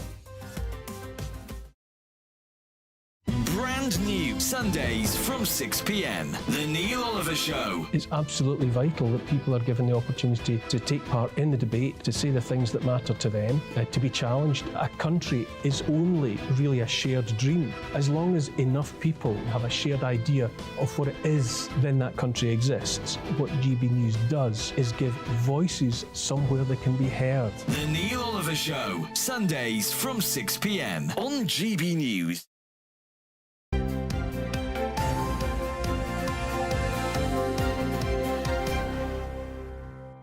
Hold on to this. Breaking news coming in about the controversial social media influencer, Mr. Andrew Tate. Isabel, tell us more. Yes, so according to the Reuters news agency, his PR representative has come out and said that Andrew Tate and indeed his brother have been brought into court in Romania on a British arrest warrant, and this is pending an investigation into allegations of sexual aggression. So this is a man that we talk about a lot on the channel, deeply misogynistic. He's been in trouble with the authorities a lot in the past, but this is the breaking news. A British arrest warrant has been put out for him. He's been detained, according to his PR representative, and this is for allegations of sexual aggression. What does sexual aggression mean? That would be an interesting one. Keep you posted on that as it develops throughout the morning. Right, we're going to talk about sport. We're going to talk about Cheltenham in particular. Mr. Paul Coit here, and you've got a friend today. I do, but firstly, I've got an apology to make. Which is? I got the year wrong. 1904 was the first Cheltenham Festival, by the way. Was it? I said it was 1860s. The course has been there, but the first Cheltenham Festival was 1904. There's a big difference. There's a lot of... I know, that's why I'd like to... years difference there. I think so. What was going on in those 40 years? I don't... It was just after the Irish potato famine. That's exactly the reason it was then 1904. Everything kicked off. Cheltenham Festival is today. Gets underway. The biggest date in the National Hunt calendar. It's huge, of course. 4 days. Gets underway. We've got a man that's won at Cheltenham, Paddy Aspel, former jockey, now pundit, who's with us, and I believe probably at Cheltenham at the moment. Morning, Paddy. Hello, good morning. Great to see you. Good to see you. Do you miss today? Will you look today? I know you'll be there commentating and giving your expertise and whatever, but is there part of you that, you know, wants to mount a horse, so to speak? Don't we all? Yeah, no, I think you're absolutely right. By the time it gets to 1:30 this afternoon, the butterflies will be jingling for everybody, but I miss it every single day. But this is the first time I've returned to Cheltenham, I think, since about 2011, so probably lots of changes, but really, really looking forward to it. I hope the rain stops. We've had a lot of rain overnight. I think we're going to have some trainers, some unhappy trainers at Cheltenham this morning, maybe some happy as well, but my thinking is probably more unhappy that the rain has arrived. Well, more for the layman, though, probably like us. Is it good, though, for people that are going to have a flutter on horses when maybe the weather is a little less expected as maybe it would be?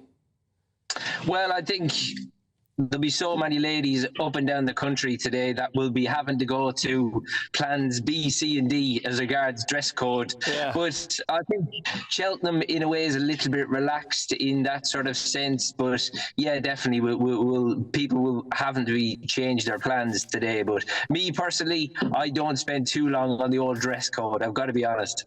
Well, my friend, what difference does it make when you're on the back of that horse and the roar is there, and we're talking about the importance of the crowd being there? Do they make a difference? Yes, without a doubt, because it's very, very interesting today that obviously Willie Mullins, who was very top-heavy with favourites at Cheltenham this year, he has got 5 horses declared with hoods on. And a hood, for people who won't be in the know regarding these things, it just eliminates the noise that a horse can hear. Very interesting that he has applied so many hoods today. Several of his fancied horses have got hoods on. Tully Hill, who could get him off to a winning start, believe it or not, in the very first race, hasn't got a hood on. He's a very relaxed horse, but hoods are more for the sort of tense horses that get a little bit uptight, and just like humans that get a bit nervous and do get anxious, it just helps them. But there's no doubt 1 o'clock to 1:30, the tension really starts to build, and you need a certain sort of horse that can handle that. Paddy, you probably know that I always wear a hood before I come in here to work with Eamonn. But when it comes to... Eamonn mentioned the crowds, though. What's it like for a jockey, though? Is it the back straight because you've won there? What is it? Are you aware of it? Can you hear the crowd? Or is it you're just so concentrated on what you're doing, you're not aware of anything else? To be honest, when you're actually involved in the business end of a finish, the crowd really isn't there in your earshot. I don't know why. It's more so maybe when you're out with the tail enders and out with the washing. Jockeys tend to listen to the commentary just to see who's winning and who's in the finish. But to be honest, especially when you go away from the stands and you're out in the back straight, you could almost hear a pin drop. It's eerily quiet. Jockeys talking to each other. You can hear everything going on. But crowd noise, no. You will obviously hear the roar from the crowd once the tape goes back for the start of the first race. The jockeys will hear that, but after that, it's into game mode. Gosh. Any horse, any race to look out for today? Any tips? Yeah. Tips. That's the one. Yeah. Tips. We want tips. Yeah.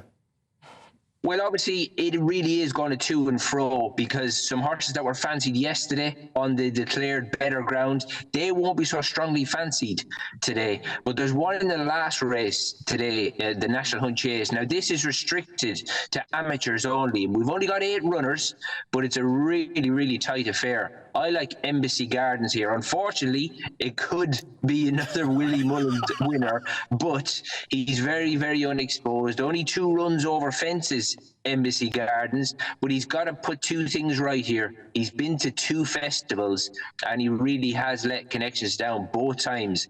But when he's returned this year, he's jumping fences. He's got Patrick Mullins on board. But maybe, guys, the deciding factor here now is that this race is now run in honour of Willie's late mother, Maureen Mullins. Oh. So they will be very keen to take this prize home. And it's Willie's son, isn't it, Patrick? So Is it an That's outsider, right. though? Because, you know, we like outsiders, though, Paddy. He's not an outsider, but he's 3-1, so he's a perfectly backable price. Sounds good to me. Great stuff. Paddy, great talking to you. Yeah, great. And I always loved your chat show on ITV on a Saturday night as well. I thought you were brilliant on that.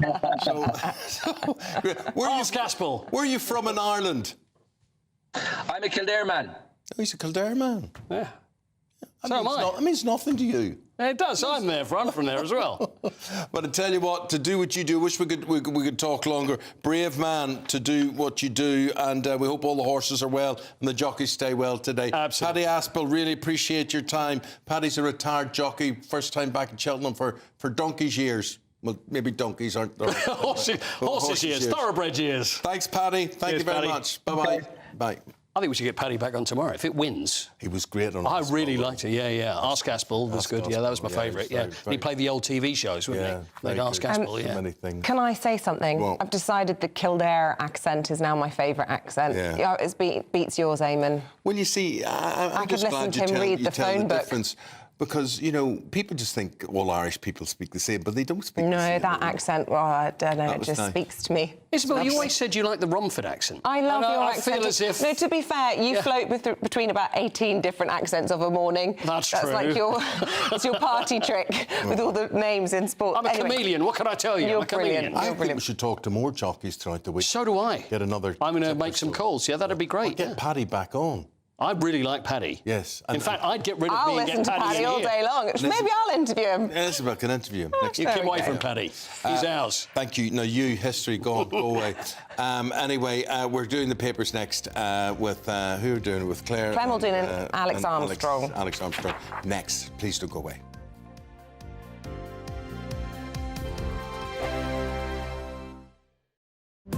GB News is the home of free speech. We were created to champion it, and we deliver it day in, day out. Free speech allows us all to explore and debate openly the issues most important to us, our families, and of course, the British people. Having challenging conversations to enlighten each other. Which is why we hear all sides of the argument.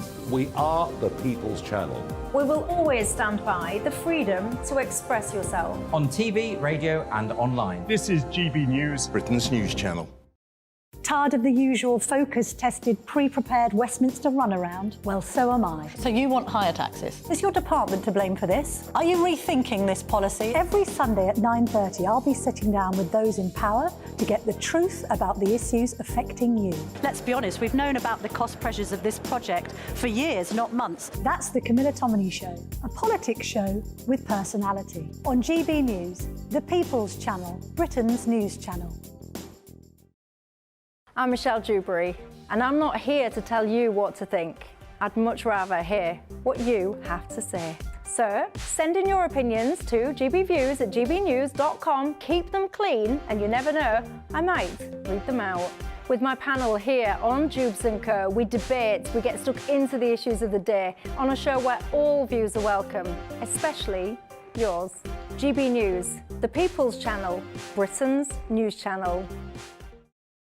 2024, a battleground year. The year the nation decides. As the parties gear up their campaigns for the next general election. Who will be left standing when the British people make one of the biggest decisions of their lives? Who will rise? And who will fall? Let's find out together. For every moment, the highs, the lows, the twists and turns. We'll be with you for every step of this journey. In 2024, GB News is Britain's election channel. I'm Christopher Hope. And I'm Gloria Di Piero, bringing you PMQ's live here on GB News. Every Wednesday, we'll bring you live coverage of Prime Minister's questions when Rishi Sunak and Sir Keir Starmer go head-to-head in the House of Commons. We'll be asking our viewers and listeners to submit the questions that they would like to put to the Prime Minister, and we'll put that to our panel of top politicians in our Westminster studio. That's PMQ's live here on GB News, Britain's election channel. Big news, big debates, big opinion. Patrick Christie's Tonight is the week's biggest show. Every weekday, 9 to 11 p.m, we've got the inside track on the day's top stories. There'll be sharp takes you won't get anywhere else. We will set the news agenda, not just follow it, and I want to bring you along for the ride. Whatever it is, we'll have our finger on the pulse. It's news, but it's this close to entertainment. Patrick Christie's Tonight, 9 till 11 p.m, only on GB News, the People's Channel, Britain's news channel.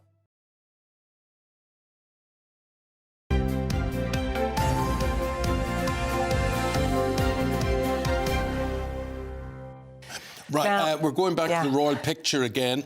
We say good morning to Ian Pelham-Turner, who's a royal photographer and royal historian, and who's taken pictures of the royals in the past, and Victoria Barra, who's a lifestyle expert. Now, Victoria, first of all, from your point of view, you don't see anything wrong with what went on yesterday in terms of the editing, and I'm going to have to say you will be in line with a lot of our viewers and listeners by saying that.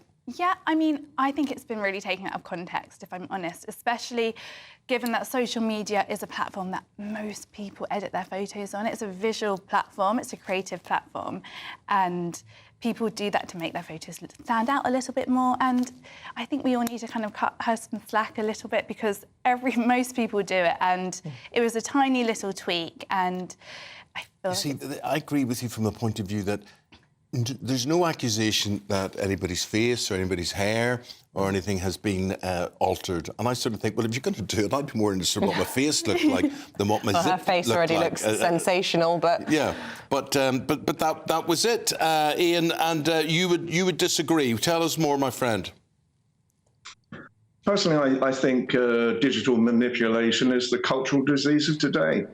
Oh, okay. You know, the reality now is, are we teaching our children it's okay to cheat? But you must have done something. I mean, as a photographer, I mean, there must be something you use in terms of lights or exposure or whatever that, you know, you just can tweak. use lights. And in my day, when I was taking raw photographs, we were highly trained in the first place. Today, what seems to be happening is, and this is why I get so angry about this whole thing as well, is that by changing the images of photographs, we are teaching young people that's okay. I don't think that's okay at all. I think that's horrendous what is going on at the moment with this whole entire thing. And for young royal children to be told by their mother it's okay to manipulate images. What is that saying about the British royal family right now? I mean, let's start with the word manipulate. I understand that's the word that the photo agencies use. It's a technical term, which means that it's been altered in any way. I think it's an unfortunate choice of word, because the suggestion that a mum on Mother's Day possibly wanted to superimpose a picture of one of her children smiling when perhaps they were looking the wrong way is manipulation, is in itself, I think, sending out a bad message to our kids and to other people. All she's trying to do is create a nice picture. You can't criticise her for that, can you? I think the reality at the moment is that this is, as Kate has already admitted, this is not the first case. She's been doing it regularly by the sounds of it at the moment. Well, because in reality, what it's doing, I think, is teaching young people, if Kate says it, then it's okay to manipulate. So she should put out a picture with one of her children sticking their tongue out or something instead, for the whole world to criticise. And, you know, there's so much pressure on that family. Everybody pulls apart everything. People talk about her weight. People talk about whether she's had Botox. People talk about whether Louis is a badly behaved little boy. And all she's trying to do is to perfect an image. What do you think, Victoria? I agree. I mean, at the end of the day, she's human and she's under so much pressure to live up to a certain expectation. And she's using a platform that is made nowadays, it is made to be edited. It's so easy to edit photos. They have it and they have filters available and it's the norm. So if we're going to look at this as an issue, we need to look at the whole industry and all of these platforms. So when you look at the industry, you are mostly assuming this is not a real image or not true to life image. Exactly. I mean, it's not reality. People will make their photos look a little bit more enhanced and they'll brighten them up. And at the end of the day, people are trying to portray themselves in the best light possible because it's a visual platform and they want to show their personal brand on it. So if we're going to criticise Kate, we need to look at the whole industry in all of these platforms. And I think she's human. We don't know what she could have been going through. Yeah, see, the thing is, Victoria's saying here, Ian, this is the way of the world today. But from a royal historian point of view, though, you obviously are seeing things differently and you're saying this has got to appear real. But I was hearing and reading yesterday that even in Queen Victoria's day, they altered the images. So have they ever really been true? You see, I think the point I'm trying to get across, what worries me, is that manipulation can mean all sorts of things. And so nowadays, when you listen to a lot of the mental health issues, especially of young girls at the moment, thinking that they can change these images to make themselves look more beautiful, better. In reality, I want women. I fight for women. I'm a strong feminist. I want women to win in Britain, but I certainly don't want them to win just on how they've manipulated their looks in order to pander. Well, hang on. Yes, and look, I think that's great that you're championing imperfections and saying women should be happy with how they look. But actually, she hasn't tampered with the way she looked. She's tampered with her daughter's sleeve, or she's tampered with the leg. There's no suggestion that she's tweaked her face in any way, or her waist, or anything. I think we do need to be careful about what we're accusing her of, not least because... They get very serious. Because what it's doing nowadays, it's making the royal family look stupid right across the world. And at the moment, we can't afford this. Well, you've been watching and listening to Ian Pelham-Turner, who's a royal photographer and historian, and Victoria Bahra, and we should say who's a lifestyle expert, and neither of the two of them were digitally altered in any way. As for Isabel and I, that's a whole other story. We're waiting for that filter. Thank you both very, very much thank you. indeed. Good Sorry, debate. wish Really we had more to time. Forgive me. Back with the papers right after this. Don't go away. Patrick Christie's Tonight, weekdays from 9 p.m. Well, to cut a very long story short, I was the chaplain in a school, and a pupil asked me to preach on how come they were told they had to accept the LGBT stuff in a Christian school. I thought that was a fair question. So I said, ultimately, no, you don't have to accept anybody else's ideas. You make up your own minds. And so on topics like the marriage being between a man and a woman, biological sex being real, gender identity not making perfect sense, therefore can't be entirely true. I said, you may adopt the church's position on that and respect the people you disagree with, but you make up your own mind, for which, as you say, I was reported to Prevent, the anti-terror watchdog, secular safeguarding authorities, the Teaching Regulation Agency, Disclosure and Barring Service, all of whom eventually cleared me, but I lost my job at the school, and that's why there's legal action ongoing. It's an incredibly powerful sermon, to be fair. What do you make of Justin Welby in his current role? I've obviously rattled off quite a few things there. I mean, you've had personal experience of feeling quite abandoned. What's your view on his position? Well, he's doing a very difficult job, in fairness to him. My personal view is perhaps he's not doing the best job of it. I'll be diplomatic about it. In a sense, I'm on the wrong side of things as far as he's concerned, I guess.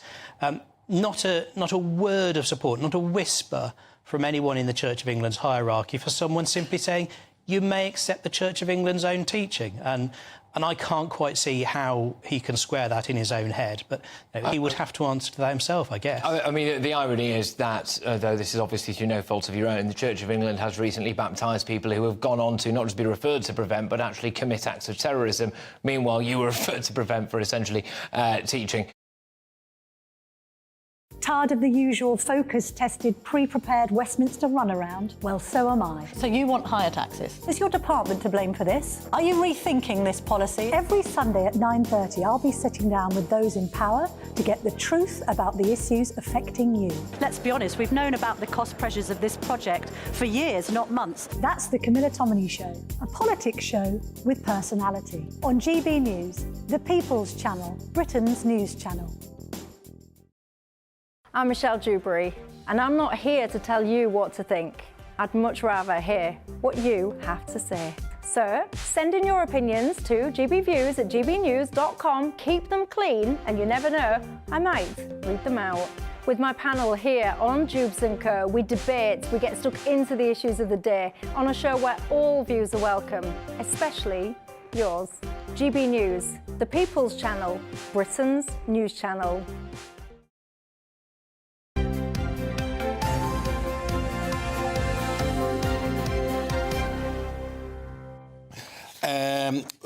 Big story making the news today.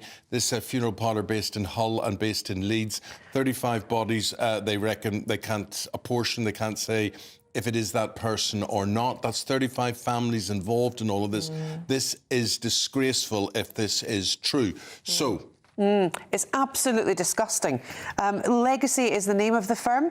As you said, they're happy to take your £7,000 and then, whoa, you just don't know what you're getting. It's just ridiculous. It's the final insult. We don't care for people who are dying in this country. Palliative care does not exist. Care for the old, there's no respect. There's no decency in anything. And this is the last thing that people would want to have is their dignity in death, and it's not even there. Especially the con is, we care about your loved one, we will look after them, we will make sure their last moments on earth are going to be the right moments, and everything will be done right. Where obviously in this case it has not been done. And I don't know about you guys, but for me the bit about death that I don't like the most is that interim bit when they are in a fridge or, you know, whatever. That's the bit I don't like, the thought of them having makeup. Once they're buried, they're safe, they're laid to rest. But in Ireland, it's great because you're dead and then you're buried very quickly. Scotland's within 3 days. Yeah. So I don't get all this. What is all this business? I agree. England? I agree. It takes 4 weeks. I know. It's ridiculous. And that limbo phase, as you quite rightly said, Isabel, between death for the families and then the burial. At that burial, at the point of when the coffin goes down or the coffin goes through for a cremation, you feel as if the weight has lifted from you. And that is a terrible experience to have for 4 weeks in that limbo. I write in my autobiography how my parents used to get us dressed up. You were 5 or 6 years of age. And they said, where are we going? We're going down to Mrs. McMullen's. Why are we going to Miss McMullen's? She's dead. Well, why are we going? And in those days, people used to draw their blinds down, their curtains, draw their curtains and things. And you go into Mrs. McMullen and you'd be standing there, and my mother and father would say, she's gorgeous, she looks lovely, look at her hair, she looks fantastic, whatever. And then Mrs. McMullen's son or something would say, would you like to kiss Mrs. McMullen?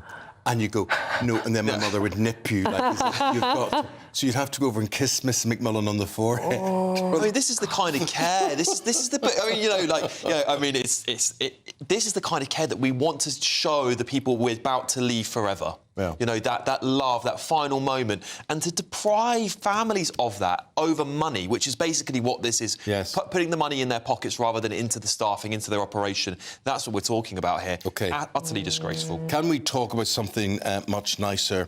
And that is, Claire, the favourite breakfast, the favourite comfort food in this country is what?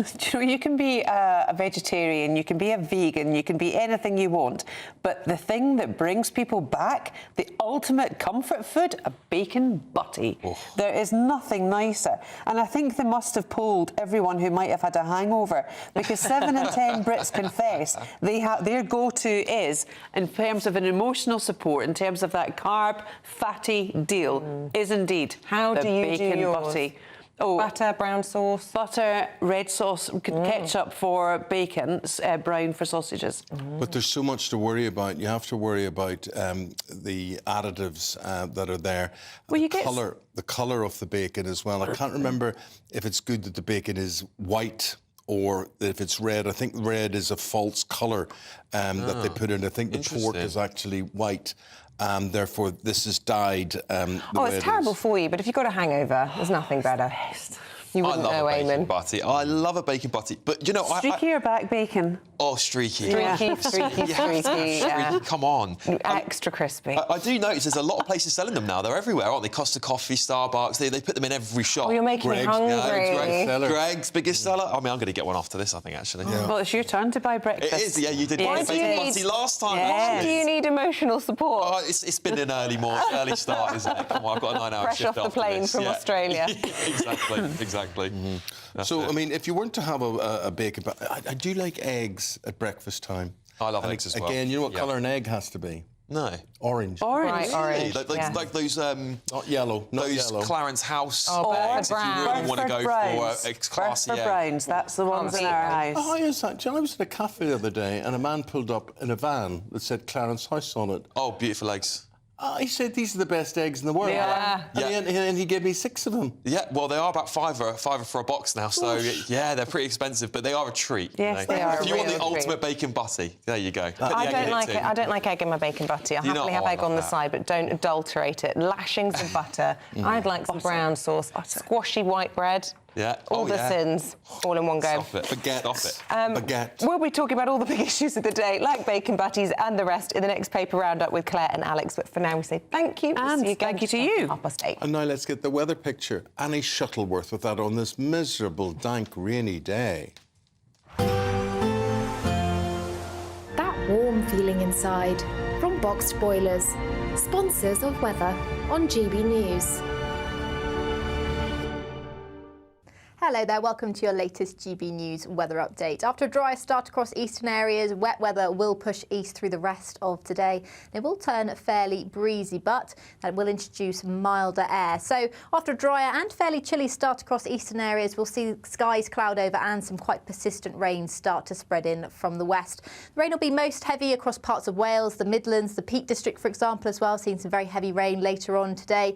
However, by this evening, some southwestern areas will start to see some drier and brighter weather, and here as well we'll see the highest temperatures through this afternoon, highs of 13 or 14 degrees, but many areas will start to feel quite a lot milder throughout today as we see that southwesterly mild air being brought in from the Atlantic. The rain will push further north to become more restricted across parts of Northern Ireland, many areas of Scotland through tonight. And further south, it should stay cloudy but much drier. And with the strength of the breeze and how mild that air is, it is going to be quite a mild night tonight away from the very far northwest. Now, after that rain band pushes further north through Tuesday evening, it will sink further south through Wednesday, pushing into parts of northern England, North Wales through Wednesday afternoon, but it won't quite reach central areas of England, so it should stay dry across many central southern areas of England. South Wales as well will see the best of any drier weather through Wednesday, and here is where the temperatures will be higher, highs of around 15, possibly 16 degrees on Wednesday, but it will turn quite windy across the far north. Bye-bye. Looks like things are heating up. Boxed Boilers, sponsors of weather on GB News.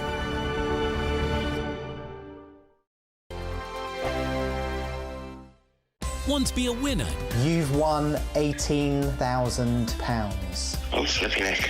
I don't know what to say. Enter our massive spring giveaway with 3 big seasonal prizes to be won. There's £12,345 in tax-free cash to give your finances a spring boost. We'll also send you on a shopping spree with £500 worth of vouchers to spend in the store of your choice. You'll also get a garden gadget package. For another chance to win the vouchers, the treats and £12,345 in tax-free cash, text GBWIN to 84902. Text costs £2 plus 1 standard network rate message. Or post your name and number to GB03 PO Box 8690 Derby DE1 9TT. UK only. Entrance must be 18 or over. Lines close at 5 p.m. on Friday the 29th of March. Full terms and privacy notice at gbnews.com/win. Please check the closing time if watching or listening on demand. Good luck. GB News is the home of free speech. We were created to champion it, and we deliver it day in, day out. Free speech allows us all to explore and debate openly the issues most important to us, our families, and of course, the British people. Having challenging conversations to enlighten each other. Which is why we hear all sides of the argument. We are the People's Channel. We will always stand by the freedom to express yourself. On TV, radio and online. This is GB News, Britain's news channel.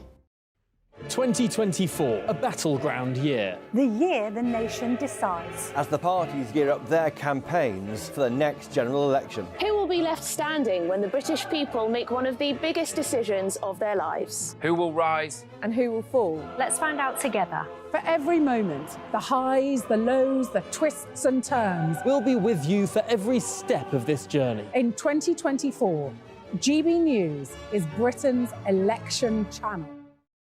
Big news, big debates, big opinion. Patrick Christie's Tonight is the week's biggest show. Every weekday, 9 to 11 p.m, we've got the inside track on the day's top stories. There'll be sharp takes you won't get anywhere else. We will set the news agenda, not just follow it, and I want to bring you along for the ride. Whatever it is, we'll have our finger on the pulse. It's news, but it's this close to entertainment. Patrick Christie's Tonight, 9 till 11 p.m, only on GB News, the People's Channel, Britain's news channel. I'm Christopher Hope. And I'm Gloria Di Piero, bringing you PMQ's live here on GB News. Every Wednesday, we'll bring you live coverage of Prime Minister's questions when Rishi Sunak and Sir Keir Starmer go head-to-head in the House of Commons. We'll be asking our viewers and listeners to submit the questions that they would like to put to the Prime Minister, and we'll put that to our panel of top politicians in our Westminster studio. That's PMQ's live here on GB News, Britain's election channel.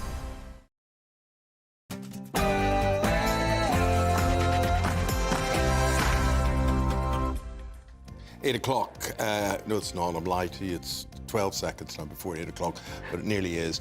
Tuesday, the 12th of March. You're tuned into an early breakfast with Eamonn and Isabel. And you are very welcome. This morning we're asking, could a Boris Johnson campaign comeback help save the Tories' red wall seats, as more MPs are believed to be considering following Lee Anderson to Reform UK? I've took a gamble on myself. Reform Party have took a gamble on me. It's a gamble I was prepared to take. It's a gamble I think I'll win. It's a gamble that I need to win, and I need the British public now to gamble on me and the Reform Party. Are you a gambler? Tell us. PR chaos for the royal family. Can the palace regain the public's trust after the Princess of Wales apologises over editing her family pictures?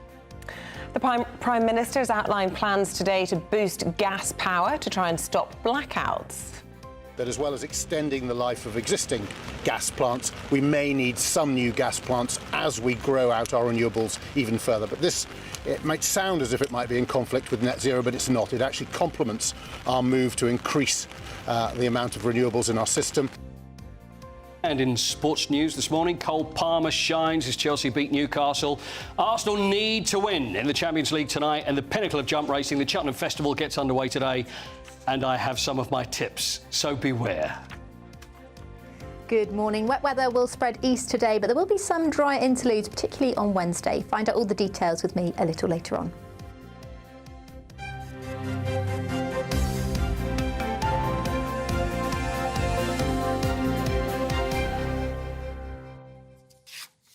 So to the top story this morning, plenty of unease on Conservative benches as Lee Anderson joins Reform UK and he becomes their first MP. The question is, should he be re-elected or not? Because he was, what was he? He was a Conservative. Yeah.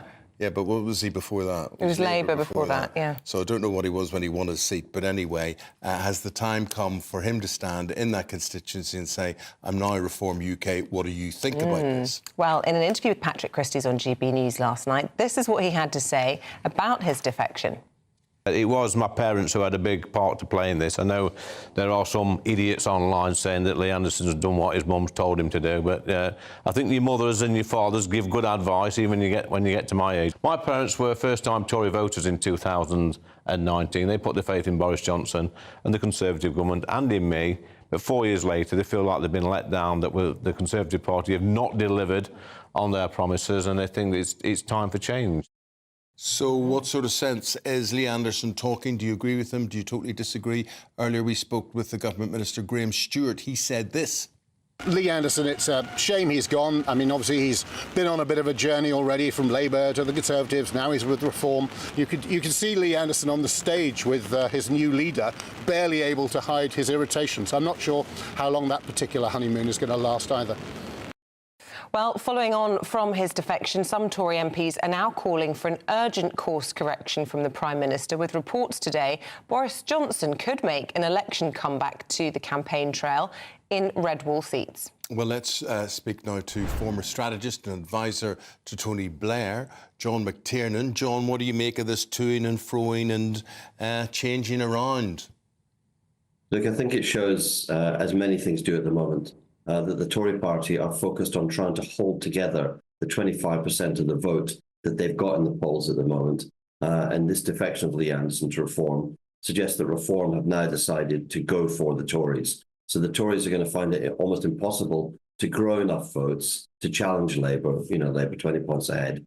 And they're now down fighting on their right against Reform. And Lee Anderson is definitely a charismatic figure. He's flawed. His remarks about Sadiq Khan are utterly contemptible and should have been apologised for. But he represents something in the appeal to the Red Wall, and you can see with these rumours of Boris Johnson coming back to campaign the Red Wall, the Tories are really worried about shoring up their votes, and I think Labour will be relieved about that, seeing the government distracted once again. And there's not a week in which the government are able to dictate the terms of the debate, are there? What would your advice be to Starmer in all of this? Because the government have come out and said, look, a vote for reform is actually just handing power to the Labour Party. But actually it's a threat to Labour as well, isn't it, the rise of reform? Because a lot of these, as we've been pointing out, are actually traditional Labour voters who voted Conservative for the first time in 2019. There must be more of them across the country. I mean, reform's eating into your vote as well, aren't they? Well, with Labour on 45% of the polls nationally, Labour's clearly got a hold of the country. It's got back voters from, we know that, we got back voters from who went Tory in 2019. Those people who lent their votes to Boris Johnson were betrayed by Boris Johnson. Partygate was a huge breach of trust between the government and Boris Johnson, the Prime Minister personally, and voters. There's always good, it's good advice. Was it Napoleon said it? Never interrupt your enemy when they're making mistakes. I think Labour should just stand back and watch the fight on the right.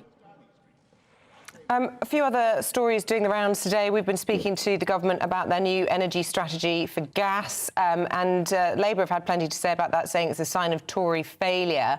But we put that to the government this morning. They said they won't take lectures from Labour on net zero plans, given all the U-turns that you guys have already made. What do you make of this? I mean, Labour can't rule out needing to increase our use of gas to avoid blackouts, can they? No, look, Labour, the Labour Party are clear. We've got a strategy through putting £8 billion into Great British Energy of speeding up of the development of renewable energies across the country. And I think the interesting thing about what the Tories are doing is everybody knows that we need gas as support for transition to net zero, but the government are unable to put this in a context of being pro net zero. We want to accelerate getting to net zero, which actually supported even more strongly in the red wall than in the blue wall. Working class voters want to have warm homes, they want renewable energy, they want the new jobs in energy that will produce. And the government seems slightly embarrassed that actually the gas is to help us get to net zero, because when the government decided they were going to be against net zero last year, that was a failed attempt to win back votes, the Tory party. And so, look, it's very sensible to have a robust spine for our energy system, and Labour will be very happy to inherit this when we form a government in January. John, you've talked about red walls, you've talked about blue walls. Can I go slightly off the wall now with you? Now, you as a former strategist, I'm looking at this royal picture row over the weekend, and very shortly we're going to get the opinion of the esteemed royal commentator Jenny Bond on this one. But as a strategist, what would your advice be to the Princess of Wales as to what to do next, or going ahead, tampering with pictures in whatever way for the future? What's your thoughts, John? My thoughts are, when you're caught out in a crisis, you have to kind of tell the whole story. So the issue was that she just put out a tweet yesterday taking full responsibility, which has raised loads more questions about what was the original picture, what did it look like, was it just adjusting, merging together a whole bunch of pictures? Was her figure dropped into a picture of all the children? And I think this is the issue, that once you're in the middle of people speculating, you have to quash the speculation. So she's claimed the responsibility, but they should probably have gone absolutely open about it. Here's what the pictures look like. Here's why they were changed. I'm not really good at this. I wanted, and a bit more fulsome than a tweet. And sometimes in these situations, she says, John, she's not going to show that original picture. She's not going to do that. Well, and that seems to me to be a mistake. It's actually a mistake for me that she didn't just do a video clip. Right. Just do a little clip. That would have been a little TikTok where she talked about it, and people go, "That's great," because there's so many rumors floating around at the moment, and you can't kill every rumor. You've got to kill the central one. So my thing is, you get one chance in every crisis like this, one chance to tell your whole story, and telling the truth is the best response to all kinds of these issues and challenges. John, that's why they pay you the big bucks. Well done, very interesting. Thank you very much indeed. John McTiernan, their former strategist and advisor to Tony Blair. Let's go to Jenny Bond now. And Jenny, you heard what John had to say there. He's saying basically, and I have to say, I think this sounds perfectly sensible, that she's got to show the original picture and say, look, this is all I did. She doesn't appear that she did anything structurally to faces or images like that, whatever. Why do you think she's resisting showing the original picture? It's probably several pictures, and she probably changed it because one of the kids was, I don't know, picking his nose or something, you know. That she changed it for cosmetic reasons, I feel. And I don't think we should be bullying her into putting out all the images. I do think that it would be a good idea now to do what they've done in the past and do a little video clip on Instagram or something in a day or two. Obviously, the palace never want to feel pressured or pushed into doing something, but I do think we are in danger of bullying a lady who is trying to recover from a very serious operation. But think of how she must be feeling this morning. Absolutely miserable, I think. Her Mother's Day was obviously ruined by this row. She was photographed yesterday in the car with William. She, from what we can see, didn't look that happy. She must feel under intense pressure now. Whenever she is going to be seen in public, the pressure has doubled and redoubled.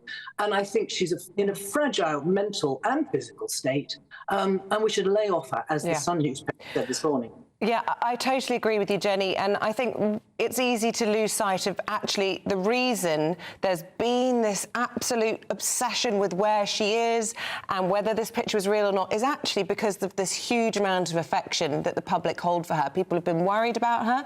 People want to see that she's well because people love her. She's the star of the royal family. And so I think, you know, if she is this morning feeling down in the dumps, I really hope that that message is being conveyed to her. And you only have to look at our inbox this morning. I support Princess Catherine. She's a wonderful future queen. Nobody else holds a candle to her. Avril saying, for goodness sake, it's a photo. Leave her alone. Joan, as long as Catherine's recovering well, that is all that matters. And that is the overall sentiment in all of this. Would you agree? Absolutely, yeah. And, you know, maybe we should ask all the celebrities, Kim Kardashian, everyone, to put out their original photos before they filtered them. It's become so normal to manipulate a photo to some degree or another that there's the hashtag no filter used, isn't there? That's how normal it is. And I don't like the word manipulating, touching up, changing photographs. Has gone on ever since photography was invented, you know? We used to have a silk stocking over the lens to soften the image of someone's face. Cecil Beaton, one of the most famous royal photographers, routinely touched up photos. At Prince Edward's wedding, to Sophie, William was looking a little bit glum. And so the official photographer admitted afterwards, yes, I took another picture of William and plonked it on his body. That's what happens. So nothing sinister has happened here. The poor woman's been caught out in a really cack-handed attempt at editing a photo, and now she's been pilloried. And I use that word again. I think we're in danger of bullying her, and I do think we have to stop a serious journalist going down these rabbit holes of social media. We must not be led by that. One thing I would say, I mean, until she came out with the mea culpa yesterday, no one was actually suggesting she was at fault in any way. Nobody knew whether this was the palace that had made the misstep, whether this was Prince William who had edited it. No one was going after Kate. I do wonder that, given your comments about the fact that there have been pictures edited historically for a long time in the royal family, is there some, you know, pernicious naughtiness on behalf of these well-respected international news agencies? You know, why have they suddenly decided we won't accept these pictures if they've been manipulated, or, as you prefer, tampered or edited? I think they overreacted, actually. I think they jumped the gun. They could have waited for a considered response from the palace, which may or may not have come. But this happened on a Sunday night. The Waleses, you know, they don't particularly want to answer press questions late on a Sunday evening.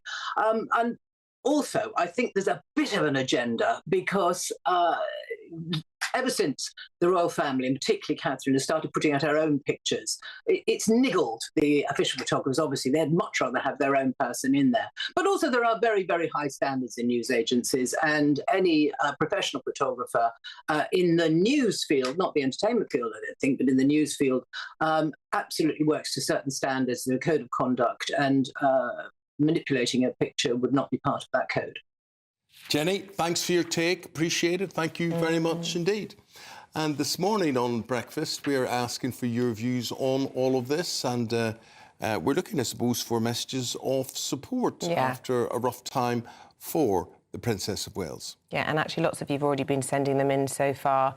As far as I'm concerned, says Kate, it's a beautiful photograph of Catherine with her children. Who cares if it's been slightly tweaked? I certainly don't. Happy to see our princess recovering from a serious operation.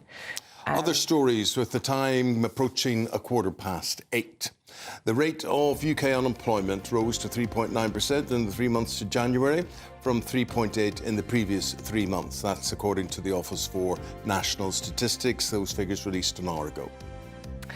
The government's confirmed plans for new gas power stations until 2025 in a bid to avoid blackouts to achieve net zero.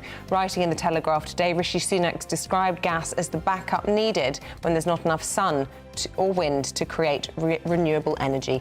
We spoke with Government Minister Graham Stewart earlier. That as well as extending the life of existing gas plants, we may need some new gas plants as we grow out our renewables even further. But this, it might sound as if it might be in conflict with net zero, but it's not. It actually complements our move to increase the amount of renewables in our system. Hundreds of families fear they may have been given the wrong ashes from a funeral parlour. Relatives who hired legacy independent funeral directors in Hull have expressed concerns the ashes they were given following cremation could have been from a different body. It comes after 34 remains were removed from the mortuary following reports of concern for the care of the deceased. 2 people have been arrested on suspicion of a number of offences. The disgraced British socialite Ghislaine Maxwell is back in court today in New York. She's set to appeal against her sex trafficking conviction. The 62-year-old was found guilty in December 2021 of luring young girls for massages with the paedophile financier Jeffrey Epstein between 1994 and 2004. Controversial social media influencer Andrew Tate and his brother Tristan have been arrested in Romania over allegations of sexual aggression. The brothers were detained with charges dating back to 2012 to 2015.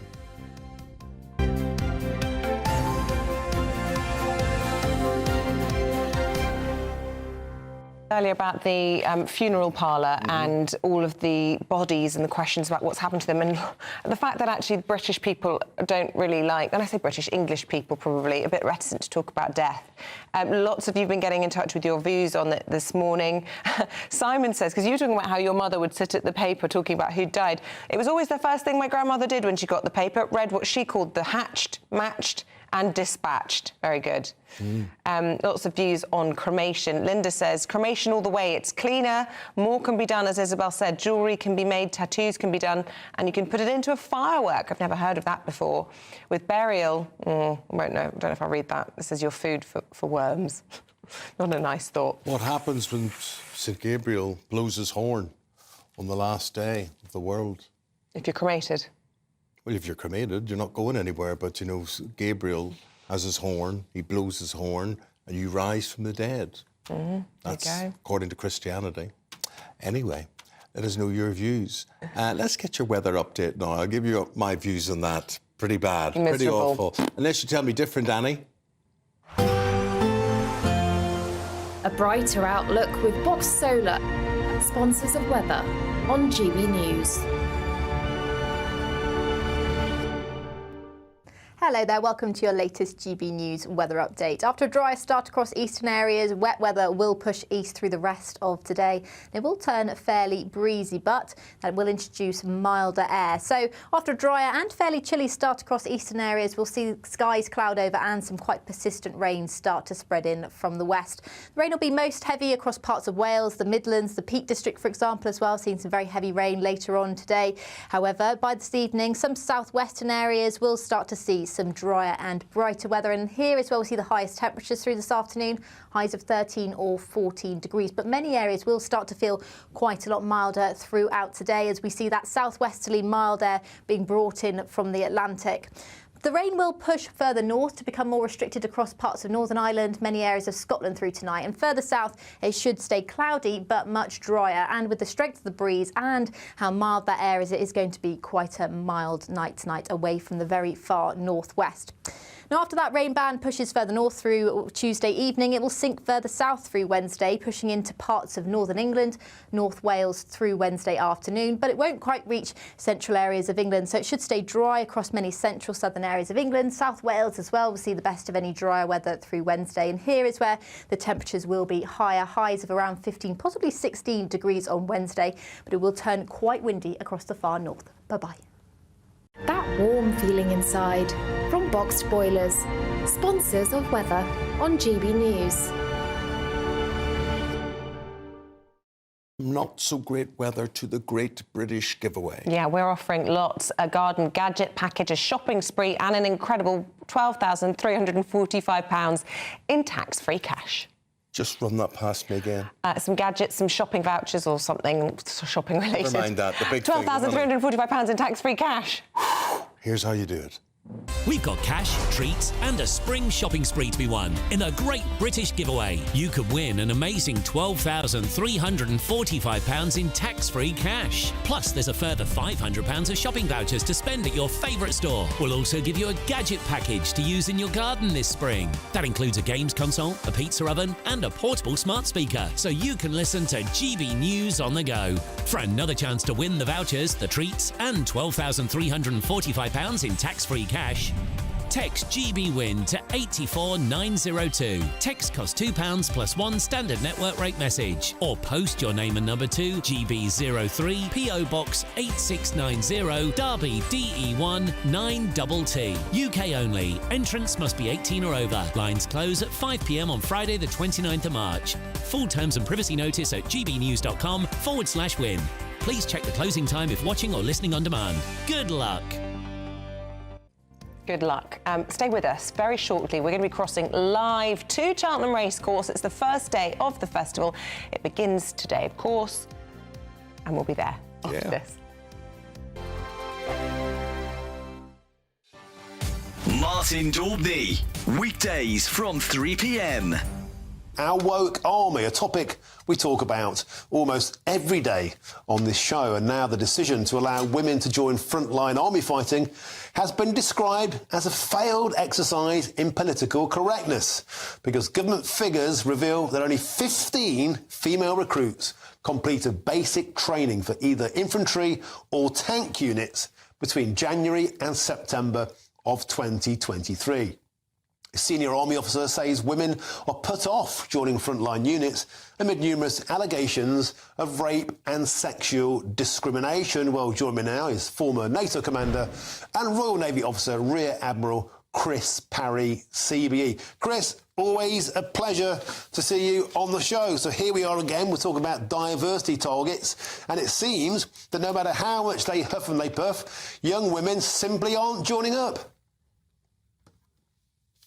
Well, I mean, the life's not for everybody, Martin. It's not even for most men, to tell you the truth. This is a tough life, and it's a life that is geared towards the sort of physical and mental, I hesitate to say skills, but aptitudes that men have. You know, the idea that men and women are interchangeable in all these roles is ridiculous. What we need to have is all roles open to both men and women, and those that are suitable and have the aptitude for those jobs should be going into them. If we've got 15 women who are going into the infantry and the armoured corps, then that's fine. They're the ones that are suitable. It's as simple as that. Any idea that we should have quotas or any sort of percentage of people from certain ethnic groups or from women is ridiculous. We want the best people who serve our country and can defend it. I think the most exciting bit for me is talking to people. People who I think are ignored often by the major news channels.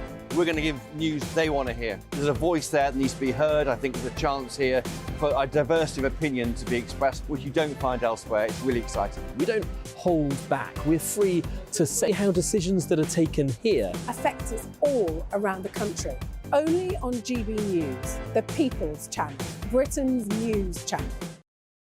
Tired of the usual focus-tested, pre-prepared Westminster runaround? Well, so am I. So you want higher taxes? Is your department to blame for this? Are you rethinking this policy? Every Sunday at 9:30, I'll be sitting down with those in power to get the truth about the issues affecting you. Let's be honest, we've known about the cost pressures of this project for years, not months. That's the Camilla Show, a politics show with personality. On GB News, the People's Channel, Britain's news channel.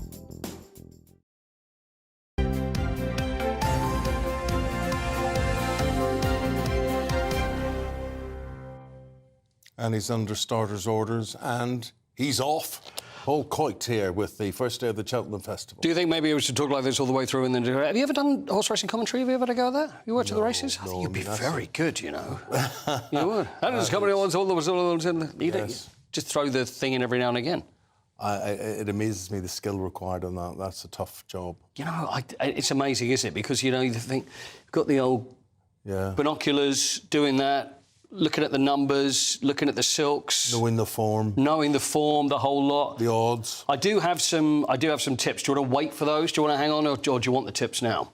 No, hang on. Well, let's see what Jack Carson has to say, because Jack's there, isn't he? He's there. He's there. He might be our man today. Jack, good morning to you. Oh, look, he's certainly dressed the part. Oh, he's looking the part today. What's all the gear, no idea, Jack? Is that right? Is that fair? Or you really do look the part.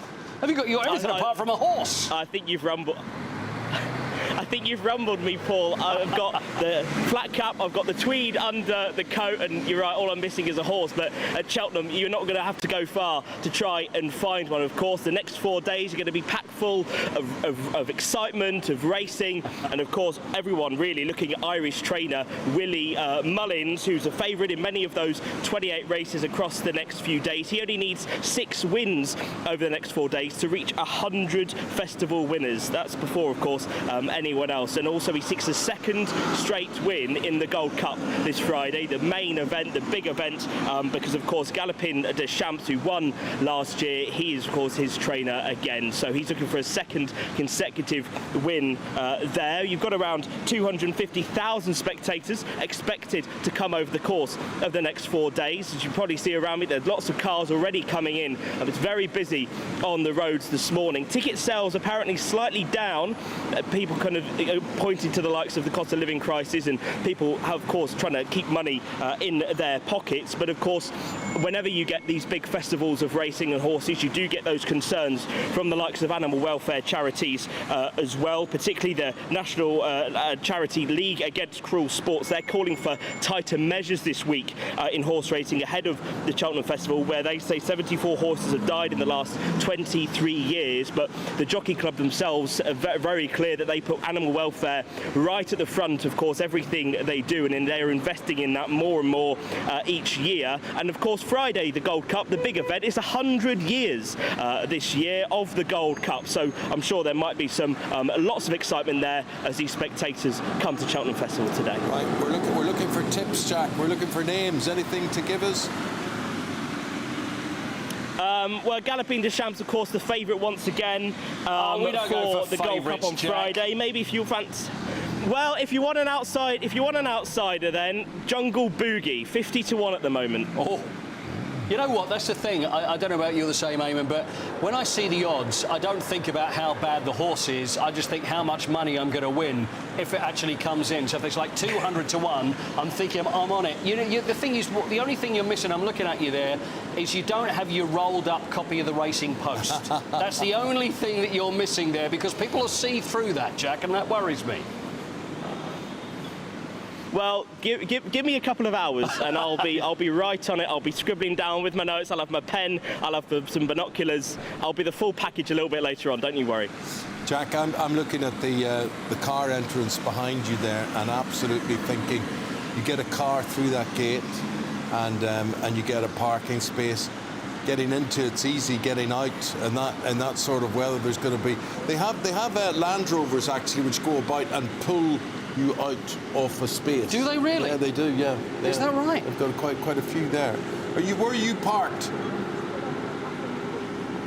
Well, I've probably found, I don't know how I've done this, I've probably found the only car park in Cheltenham today that I was literally the only car in. It's a public car park. It's not, I'm not going to say the name of it, but it's a public car park. I'm allowed to park there, but I think I've just managed to find it. I did get here quite early, so there's probably a few people more that have parked around me so far. But yeah, car parking was sold out weeks ago for the actual festival itself, so people literally will be probably scrapping for places as it gets a little bit later on today, because it's been packed for the last couple of hours since I've been here with cars trying to get in and find those spaces to watch the action. Safer on the trains, I'd say, after all the Guinness consumed at Cheltenham. Good man, Jack. Have a good day and a good week. Thank you very much indeed. 50-1.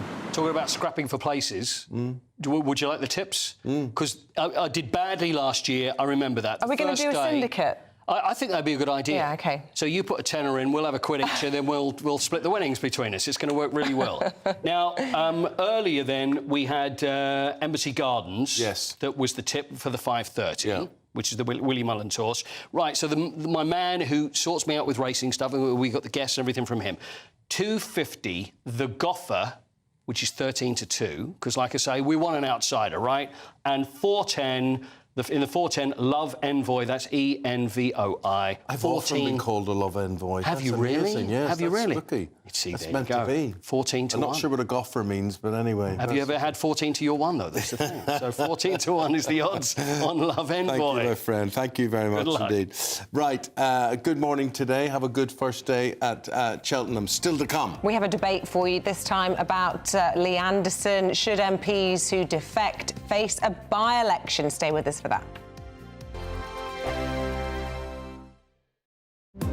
GB News is the home of free speech. We were created to champion it, and we deliver it day in, day out. Free speech allows us all to explore and debate openly the issues most important to us, our families, and of course, the British people. Having challenging conversations to enlighten each other. Which is why we hear all sides of the argument.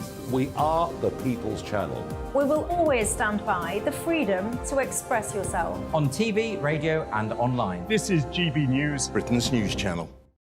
I'm Michelle Dewberry, and I'm not here to tell you what to think. I'd much rather hear what you have to say.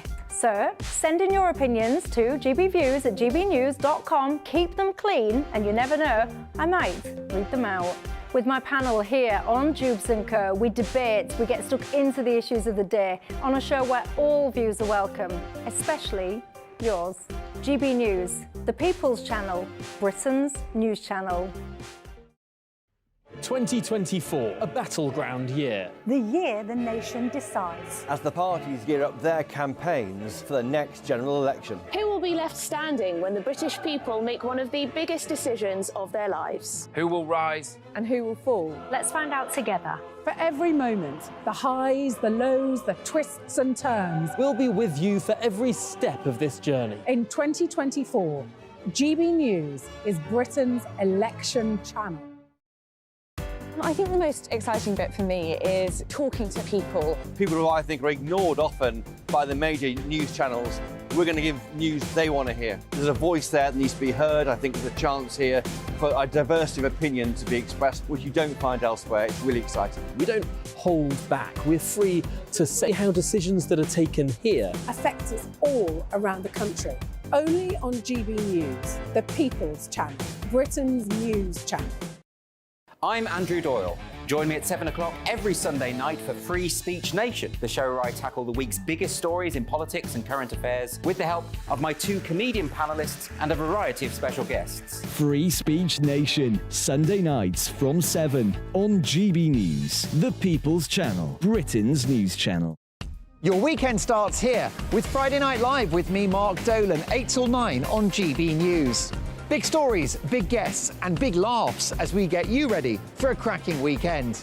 That's Friday Night Live with Mark Dolan. Fridays 8 till 9 on GB News. Bring your own drinks. The admission's free.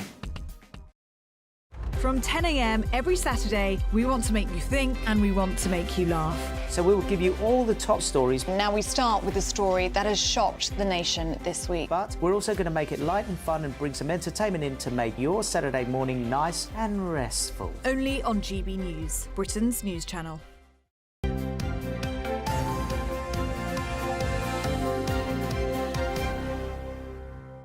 Right, Lee Anderson, the former UK, former Conservative, former Labour, whatever. Anyway, he's crossed again and he's become Reform's first MP. But here's the question. Well, should he actually face re-election having defected? Because he wasn't put there by his constituents. And we're debating that this morning with Stephen Pound, former Labour MP, and Matthew Stadland, political commentator. Good morning to you both. And Matthew, you feel that absolutely he should put this to the test of the public opinion and see if he gets re-elected for Reform. Yeah, it's very straightforward as far as I'm concerned. In 2019, Lee got voted in as a Conservative MP, and now he's switched to Reform. So if I had voted for him, I'm not a Tory, but if I had voted for him as a Conservative voter in 2019, I would be very annoyed and would want to have another go at it. And also, and this is an important point, Lee himself, not that long ago, voted for a bill which would have allowed, had it passed, constituents to trigger a by-election if their MP had changed party. So, he's sounding a bit scared here on this, Stephen. Yeah, look, I think that one of the problems we got here is that if he did have one of these recall petitions and he had a by-election, let's face it, we're only a few months from the next election, £250,000. So here's a suggestion. I mean, at the present time, I think there's like 18 or 20 independents sitting in the House of Commons, more independents, and these are people who've had the whip retained. So are every one of those then going to have a by-election? Because that gives the whips an incredible amount of power. So here's a suggestion. If it's within 12 months of an election, then the MP crossing the floor should have to pay 10% of the cost of it, £25,000. Of a by-election? Exactly so. I mean, why should we spend £250,000? We're not exactly rolling in dough at the moment. The cost of democracy, though, it can be expensive. Yeah. And this really matters because those constituents should have their views represented in Parliament. By the way, let's remember, none of this needed to happen. I have a big ding-dong whenever Lee and I chat to each other on his show. We get on personally, we see the good in each other. But let's face it, he made Islamophobic comments for which he has repeatedly refused to apologise. Had he not made those comments, he wouldn't have been suspended from his party. It was only a month or two ago that he was the deputy chairman of the ruling party. And he was also very anti-reform a few weeks ago, and now he's very anti-Tory. Well, he didn't see reform as the way forward. But just tell me... This is what he said on Patrick Christie's last night. Let's have a look. A by-election in, 6 weeks, and then maybe a general election in May. Yeah. What a ridiculous scenario that would be. I think it's about 300 grand to have a by-election. It costs a hell of a lot of money, the taxpayers' money. And now, if anybody out there wants to pay for it, then come and knock on my door, and I'll think about it. Well, I mean, is that a fair point? There is going to be a general election. It could be as soon as May. It's not going to be as soon as May. November the 14th. I can give you a tip for Cheltenham and a tip for the general election. OK. Well, Firefox in the 1:30 and November the 14th. Really? That's after the American election? Yeah. Rishi Sunak has about a week or so now, I think, to decide whether there's going to be a May election. I think almost all of us are almost certain there won't be. This is just an excuse. He's running scared of his own electorate. He claims Lee to be a man of the people. Well, put it to the people of his own constituency. By the way, there is a wider question here than just Lee Anderson. Nigel Farage thinks it's hugely significant. I'm not sure that it is. What I am sure of is that this says a lot about Rishi Sunak, our Prime Minister's political judgment, because it was him who made Lee Anderson the deputy chair of the Tory party, and look where he is now. We can agree on that, but here's the thing. During the last Parliament, when I was still in the House, there were a huge number of people, mostly because of Jeremy Corbyn, who resigned the Labour whip and sat as independents. Their constituents still got the same service, they still got the same people in the office, still dealing with the same casework. And I think you can make a case for that the important relationship between the MP and the constituents is, in fact, that service to them. And that carries on. So Lee's still got the same office in Ashfield, and they're still doing the same work. But... let me ask you... Sorry, you were going to... No, I was going to ask you about the American election. Yeah. And you're convinced that Sunak will call a general election after the Americans decide on who the new president will be. Now, could that result influence or have any benefit to Rishi Sunak? For instance, I'm thinking, you know, if Trump is elected. I'm sorry, the nightmare scenario. Look, I think the reality is that Rishi Sunak is in the Mr. Micawber rule at the moment. Something will turn up. There's no way that he'll go to the public at the present time. The electorate simply have baked in the idea that he's not going to win the next election. But you don't think the American result influences people here, that they say the world is going more conservative? Yeah, I don't think so, because if you look at Europe and look at the wider Anglosphere, if you like it, there's all sorts of weird elections going a different way. Look at Italy, look at Hungary. We don't actually have a read across there. America is closer to us by all means. If Biden wins in November, then I think that could actually energise, sort of the centre-left, the Democratic left. If Trump wins, maybe it will provide a boost. But what will Johnson do? Because Johnson, after all, with Nigel Farage, is Trump's agent on earth. I think it's a very good question that you ask, Eamonn. I think the answer, though, is no, it won't have an impact on how we vote in this country, but it does raise the surreal prospect of a Trump presidency alongside a Starmer prime ministership. I mean, just how are those guys going to get on? But then again, how is Rishi Sunak going to get on with Donald Trump? Well, Bush and Blair got on pretty well, but everybody thought that there's no way that they could work together. I mean, Don't forget, it's an electoral college win that he's got to achieve, even if he gets the popular vote. He's a long way from president yet. Just a final thought on the Lee Anderson debate. If the Conservative Party had taken a stronger line and had called it out as Islamophobia, as they would have done if it had been a slur against a Jewish person, would that have changed the situation? Would it have forced a by-election? And therefore, is the fault not with Lee Anderson, but with Rishi Sunak and being weak? The fault for the comments are with Lee Anderson. The fault for not calling out properly, calling it Islamophobic, as you say, very good point. Had these remarks been made about a Jewish mayor, they would have immediately been denounced as anti-Semitic. I'm Jewish myself. Rishi Sunak has not got a grip on Islamophobia in his party. He is trying with that memorial. He's trying and spending £100-odd million on trying to protect Muslim sites in this country. That is good, but he hasn't gone far enough. OK. Gentlemen, fascinating. Matthew, Steve... We can actually agree on that point. Let us part in a degree of amity here. We both agree on that point. There we go. Thank you very much indeed. The time, 20 minutes to 9. We've got the newspaper review with Claire and Alex next.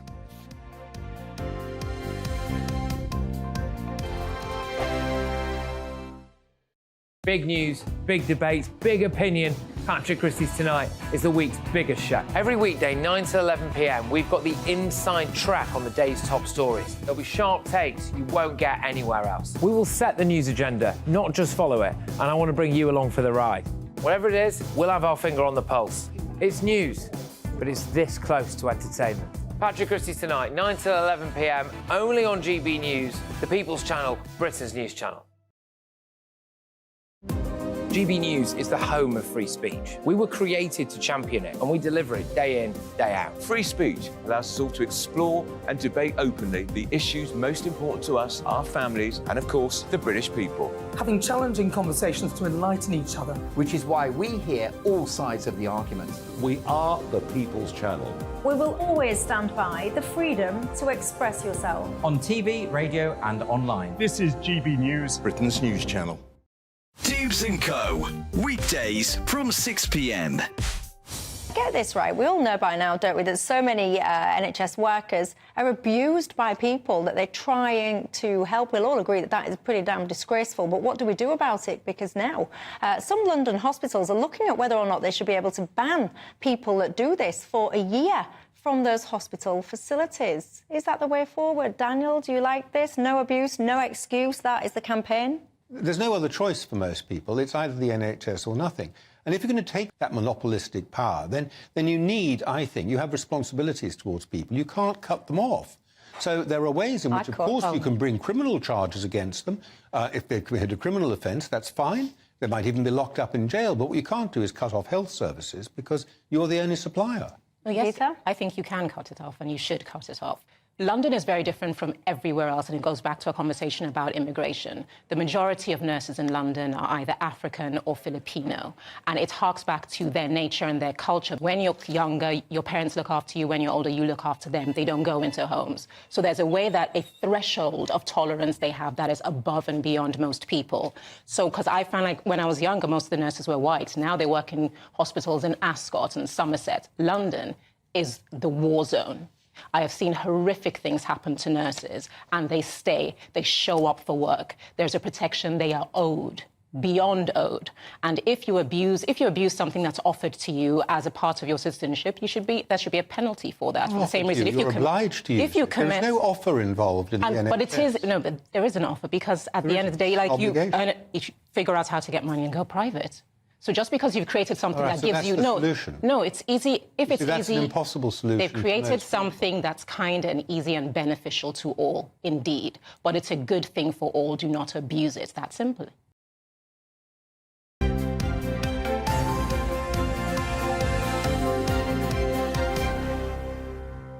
Right, we've got Claire Muldoon, we've got Alex Armstrong. They've got the stories that are making the headlines in the papers today. And we want to start, Claire, with the benefits crisis. Now, this is from the Times. Almost 4 million people are on benefits with no requirement to seek a job.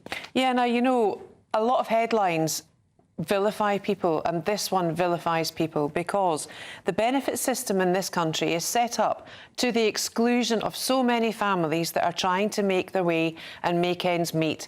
So you're thinking it's right that there's no requirement that these folk have to get a job? So for some of them, yes. Yes. And I think, you know, the way that, especially the right-wing media, attack benefits, people on benefits. Oversimplified. Absolutely. And it's very difficult for us all at the moment, I think, to make ends meet. I think it's very difficult to juggle not only our fiscal purses, but just juggle everything in life. And a lot of people don't understand that people that are on benefits aren't there by choice. And if they are, then they have gone to a lot of bother to go through the paperwork in order to get them. And it's taken away, and it's always paid behind, never in front. They're always in arrears. It's an awful position for people to be in. I often ask myself, if you were in, it's easy to criticise this, but if you were in the same position, what would you do? Would you work until, you know, your fingers are bleeding, basically, for less return than you're getting? Well, I would, because that's me, and I think to show the work ethic is the best thing to do for families and to build family units. However, there aren't many people in dire poverty who have got the ability to step out of it and actually get on the labour market because of zero-hour contracts at the moment, for a start. It's incredibly difficult for people to pull them. Requirement if you're on a benefit to seek a job? You know, it says... But Isabel, yes, we can say that, but the reality is people who are on benefits, who don't need to meet the criteria of work, or if they do, and if they work maybe an hour or two more, then the benefit's stopped, it's put on hold, then they fall into rent arrears. It's an awful system. And the system is supposed to be there to be a safety net in order for it to be used for a couple of years. Alex? Yeah. Look, I don't disagree at all with anything Claire's actually said there. And, you know, I'm definitely more on the conservative side of these things. I will say that there's also a problem we have in this country where bills and inflation and the cost of living crisis is making actually working a disincentive to some people. Look at that story, I'm not saying Alex. that's a lot of people, but you know, a lot of people, you look at whether you should be on benefits and not work or whether you should work. Look, things that are outside your control, that story about another mortgage increase in the mail today, Alex. This is exactly, you know, we're up again, despite inflation and other numbers coming down or flatlining, the banks are still taking advantage of people, clearly. And that, again, comes back to that first story. It's like, why is there a benefits crisis? Well, because what other choice do people have? If they're not getting pay rises in significant amounts of money, then they're being forced into bankruptcy and losing their homes and their lives. Do you know the other thing on this mortgage thing? It's cited here as the Halifax. Halifax were one of the first banks to remove themselves from high street, so they don't have the overheads anymore of their businesses. They don't have the overheads of the staffing anymore. What bothers me, Claire, why are there rises? What bothers me the most is that we bailed out these banks not that long ago. The memories are very short, and when it comes to supporting the public and, you know, not scraping another 0.2%, which is a lot of money for some people, they can't. They turn a blind eye. Right, Alex. Let's go in peace to love and serve the Lord. whereas so many migrants now are following in the footsteps of the Lord. This is front page headline in the Express today. Yeah, this story has been knocking about over the last few months, but there's now been a whistleblower come out and said, this is a fact. This is a factual thing to say now that if you convert from, let's say, Islam to Christianity, you are far more likely and very likely to get approved for your asylum claim. It's a gamification of a system that hasn't been updated to modern day processes and procedures. It's so well publicised through. I mean, we've seen it on TikTok. There's people giving tips about how to get citizenship in the UK and how to come over here and to live on off the state. This is a problem, and I don't understand why, when the government know that there's immigrants, illegal immigrants that are doing this to get fake access to the country. They're not. And they're being advised to do this by certain lawyers and immigration lawyers and things. Now, Claire, I know you're a woman of faith. Yep, I am. You're a religious person. Yep. What's your view on this? I think I absolutely abhor it. I absolutely abhor it. We're coming up to one of the biggest feasts in the Christian calendar. The biggest feast. Easter. The biggest feast. But then why are you not in favour of more people enlisting? Because they're doing it for disingenuous reasons. How can you tell? Because you can tell, Eamonn, because they probably would have never have known of Christianity beforehand because they were living with Sharia law. I just think this is where we get into dodgy territory. I do. I think, lots of people calling the church gullible. Their number one raison d'etre is to convert, to teach the Christian message. How are they supposed to know if somebody comes to them and wants to convert? Are we actually asking our vicars to turn people away? It takes a lot of time to convert. It takes at least 9 months to 12 months of the RCIA in the Catholic Church in order to convert, and then these people are converted become Catholics at the Easter Vigil, which is a huge thing. But also, you've got a lot of years of actually thinking about it, pondering about it. It doesn't. What are you laughing at? I'm not laughing. I know what he's laughing at. You're laughing at me. I wasn't laughing. I'll pray for you. Don't you worry about that. Right. OK, we get the idea there. I want to get another story in. This is about Andrew Tate and his brother, and this is broke this morning, Isabel. Yeah, this has happened in Romania. He's been arrested again, this time over allegations of sexual aggression. And this was following a British arrest warrant issued by Westminster magistrates. It was, yeah. I mean, obviously, he's been under house arrest quite recently, and there's been a big furore over that. Look, I've seen some of the clips. I watched the Channel 4 documentary. I've seen some clips online. I was actually shadow banned on Twitter for talking about this. The way he treats women is utterly despicable. Utterly disgraceful to call yourself a male role model. Why can't they see it then? Why can't so many women not see it? Why do they not see it? It's not, well, because, I mean, he's been accused of trafficking and all sorts, so whether or not that's coercive. The point is, young men That's exactly what I was going to say, Isabel. It's not the women that are putting themselves up to be used and abused. It's the following, the cult. Following. He's created a genius Generation X marketing campaign around himself to be seen as this alpha male, this sort of going against the tide of the mainstream. Do you know, mate, it's not what I would see as alpha male. I mean, I adore women. I love women. I couldn't imagine women not being in my life. My life would be very, very dull and boring if there were no women. I'm not sure I even see women as women sometimes, but I think this is... I would say to any young man who would think of being dominant or superior, that it's important to them over a woman, they're missing a lot, aren't they? 100%. There's nothing masculine about treating women in this way. It's a complete false...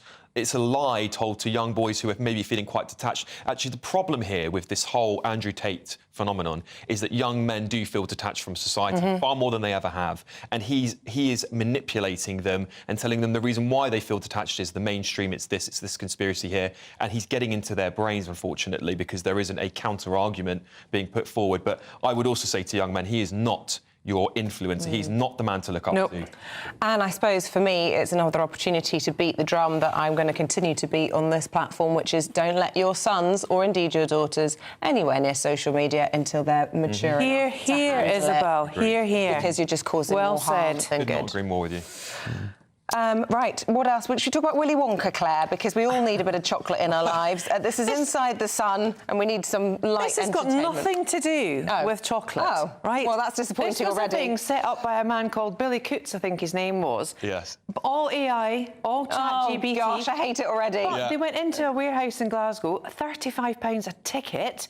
Kids were left wailing. There was nothing there. Look at these pictures on the screen, actually. If the audience, I'm sure the audience are watching this, but look how dismal it is. And if you'd seen the AI-generated images, it looked like Disneyland. Yeah. And this is what they walked into. It's disgraceful. Do you know, I've seen a couple of stories like this recently where parents have been duped, I guess, by AI images.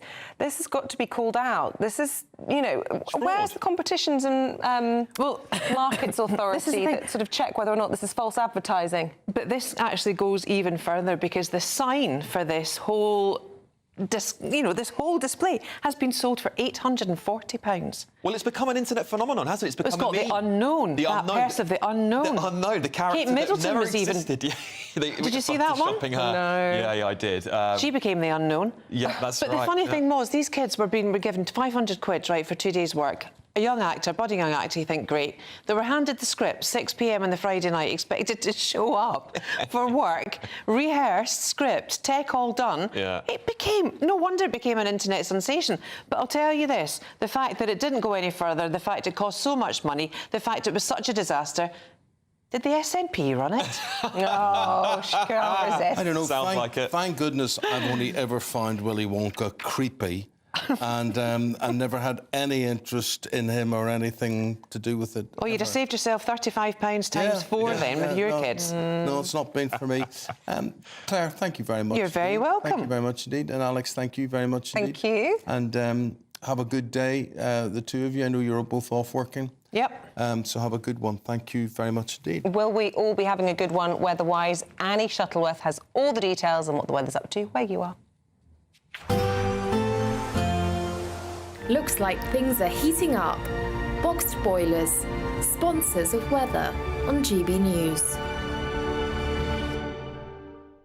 Hello there, welcome to your latest GB News weather update. After a drier start across eastern areas, wet weather will push east through the rest of today. It will turn fairly breezy, but that will introduce milder air. So after a drier and fairly chilly start across eastern areas, we'll see skies cloud over and some quite persistent rain start to spread in from the west. The rain will be most heavy across parts of Wales, the Midlands, the Peak District, for example, as well, seeing some very heavy rain later on today.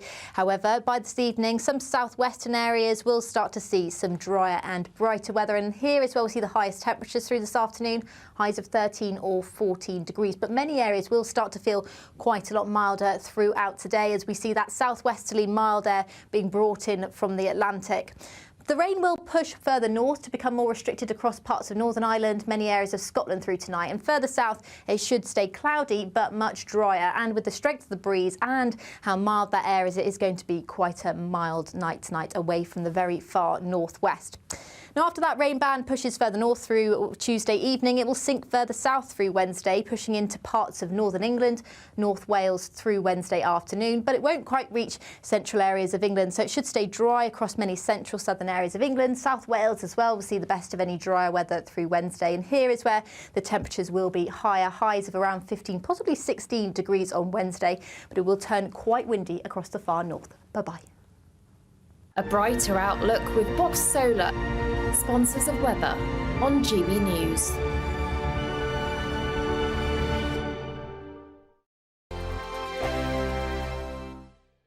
We've got cash, treats and a spring shopping spree to be won in a great British giveaway. You could win an amazing £12,345 in tax-free cash. Plus there's a further £500 of shopping vouchers to spend at your favourite store. We'll also give you a gadget package to use in your garden this spring. That includes a games console, a pizza oven and a portable smart speaker, so you can listen to GB News on the go.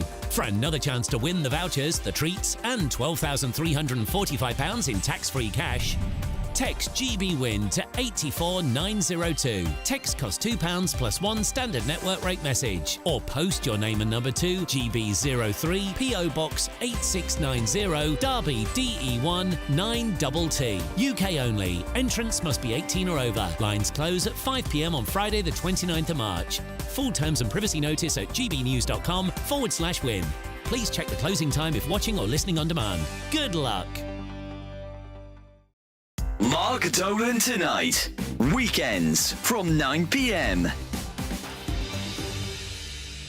Kinsey, great to have you back on the show. Now, listen, we're not slated to talk about the Prince Harry story, but I've kind of surprised a few people by suggesting that I think he should have armed royal protection when he's in Britain. What do you think?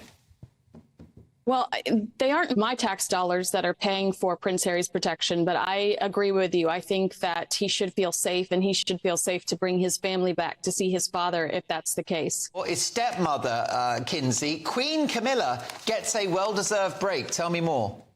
That's right. Queen Camilla has no engagements on her agenda this week, with the Times reporting that she will spend a few days of downtime with the king. Camilla has been working overtime to support the monarchy. Just last month, she repeatedly drove over 6 hours to a royal engagement after her flight was grounded because she reportedly did not want to let down her husband.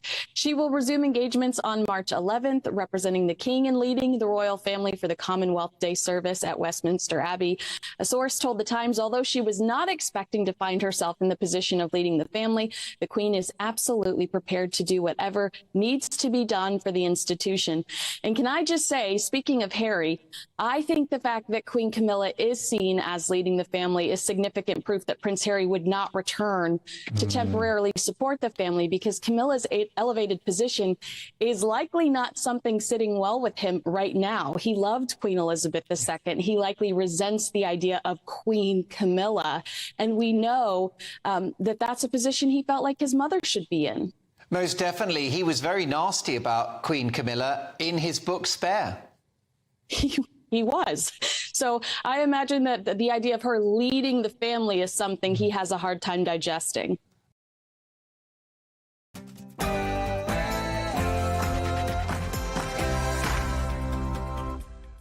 Good morning. It's fast approaching 9 o'clock. It's Tuesday, the 12th of March, and you're very welcome to breakfast with Eamonn and Isabel. Wherever you're fast approaching, we'll make you feel very welcome here for the next half hour as we stay with you. We're online, we're on TV, we're on radio, and on your device. Just say play GB News.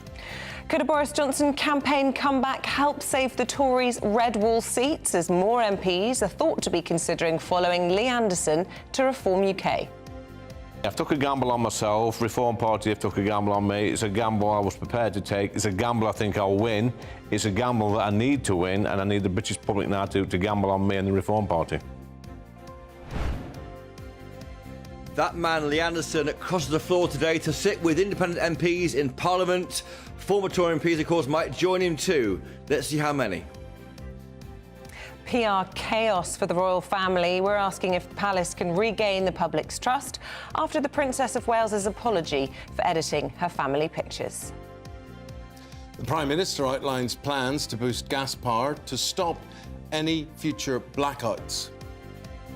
That as well as extending the life of existing gas plants, we may need some new gas plants as we grow out our renewables even further. But this, it might sound as if it might be in conflict with net zero, but it's not. It actually complements our move to increase the amount of renewables in our system. Good morning. Wet weather will spread east today, but there will be some dry interludes, particularly on Wednesday. Find out all the details with me a little later on.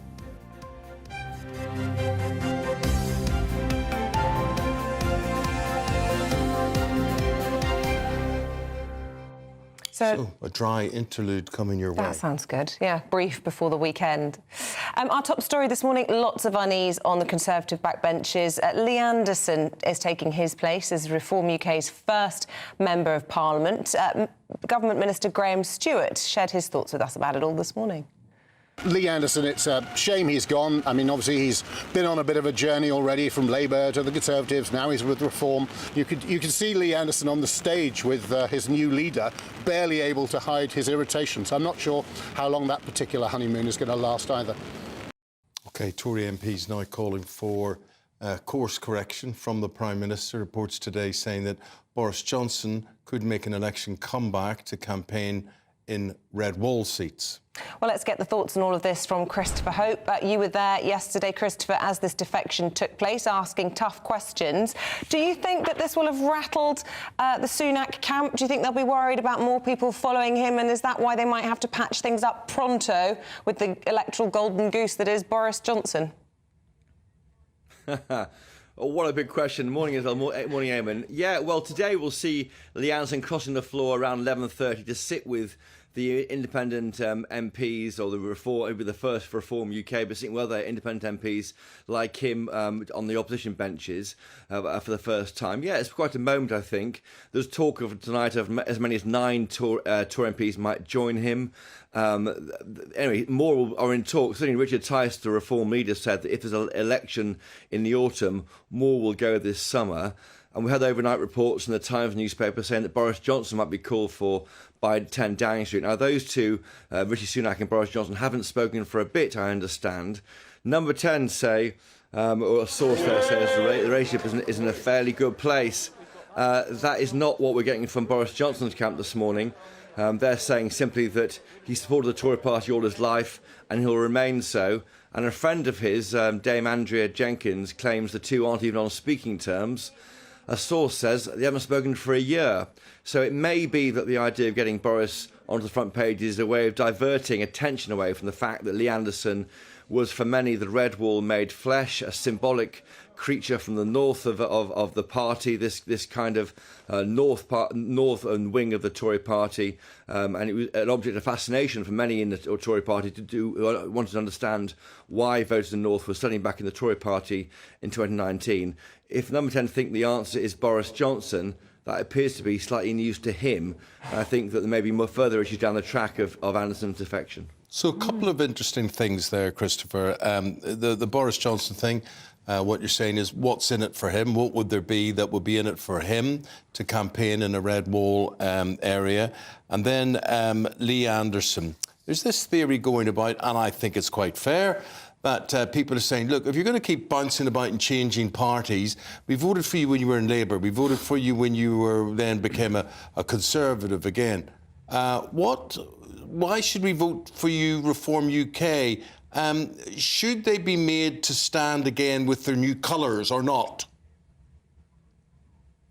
Yeah, that question of trust is one I asked directly of Lee Anderson. He said that while in early January he said that reform is not the answer, and in fact it lets Keir Starmer in, that's all changed with the election of George Galloway when he won that Rochdale by-election.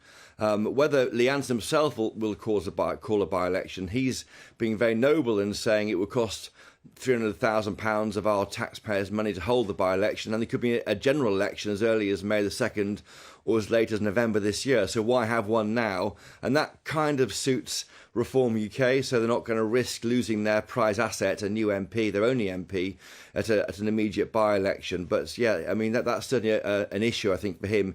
He did sign a motion put forward by Anthony Mangle, a Tory MP for Totnes, which said that any MP crossing the floor in the Commons should automatically have to call a by-election.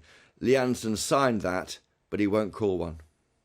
We've got Cameron Walker, our world correspondent, in the studio here. And Chris, just before I say goodbye to you and let you go, has there been any political repercussion, any fallout over the Princess of Wales picture tampering scandal? Is there any interest in it? There's a lot of interest, Eamonn and Isabel. It's not expressed publicly because the government won't want to go anywhere near the royal family. There's a dividing line in politics when, on an issue like that, they'll say it's a matter for the palace and leave it at that. But behind the scenes, apart from Lee Anderson, it's one of the big talking points here in Westminster. It's interesting. What Eamonn was sort of alluding to there is this isn't just about a royal matter. We've had Keir Starmer's voice through AI being circulated falsely, and there must be concern, mustn't there, in Westminster, that now actually they've got to be extra careful because especially in an election year, all the news agencies are looking out for this. I mean, Sunak, he loves a slick image himself. You know, they cannot take a single misstep now because AI is on the rise so quickly. Well, you're absolutely right, Isabel and Eamonn. If that's what you're getting to, of course you're correct. This is going to be the AI election. And when that voice message from Sir Keir Starmer dropped in my WhatsApp on the first Sunday of the Labour conference, I thought this is dynamite. And then, of course, I checked straight away with the party. They said it's a deep fake, ignore. And then everyone from across the divide, Tory MPs, Labour, condemned it, because I think there needs to be cross-party support for people recognising that we are at risk as journalists and politicians being caught out by AI in this election year, and we have to be hyper careful to make sure we are not. And I think that a case in point being, and that's why it is so important that any pictures sent out there to be seen by the public have to be what they are, actual pictures and not amended at all, even by Photoshop. There we go. Chris, thank you very much indeed. Did I tell you about Chris Tarrant and I, part of an AI scandal? Oh, rings a bell. Well, there's an interview, me interviewing Chris Tarrant and him speaking quite candidly to me about a scam, about a financial scam, basically. But you cannot tell it's not our voices. Scary, isn't it? It really is indeed. So let's find out more scary things. Cameron Walker, our royal correspondent here with this. How's this all looking today? Well, there's a bit of a fallout, as you can probably imagine, and I think it's fairly split. I think there's a lot of people saying, look, the Princess of Wales made a mistake, leave her alone. She's had major abdominal surgery. Her intention was the best intention. She wanted to put out the best version of her family as possible, as everybody does. They airbrush photos, they change the photos.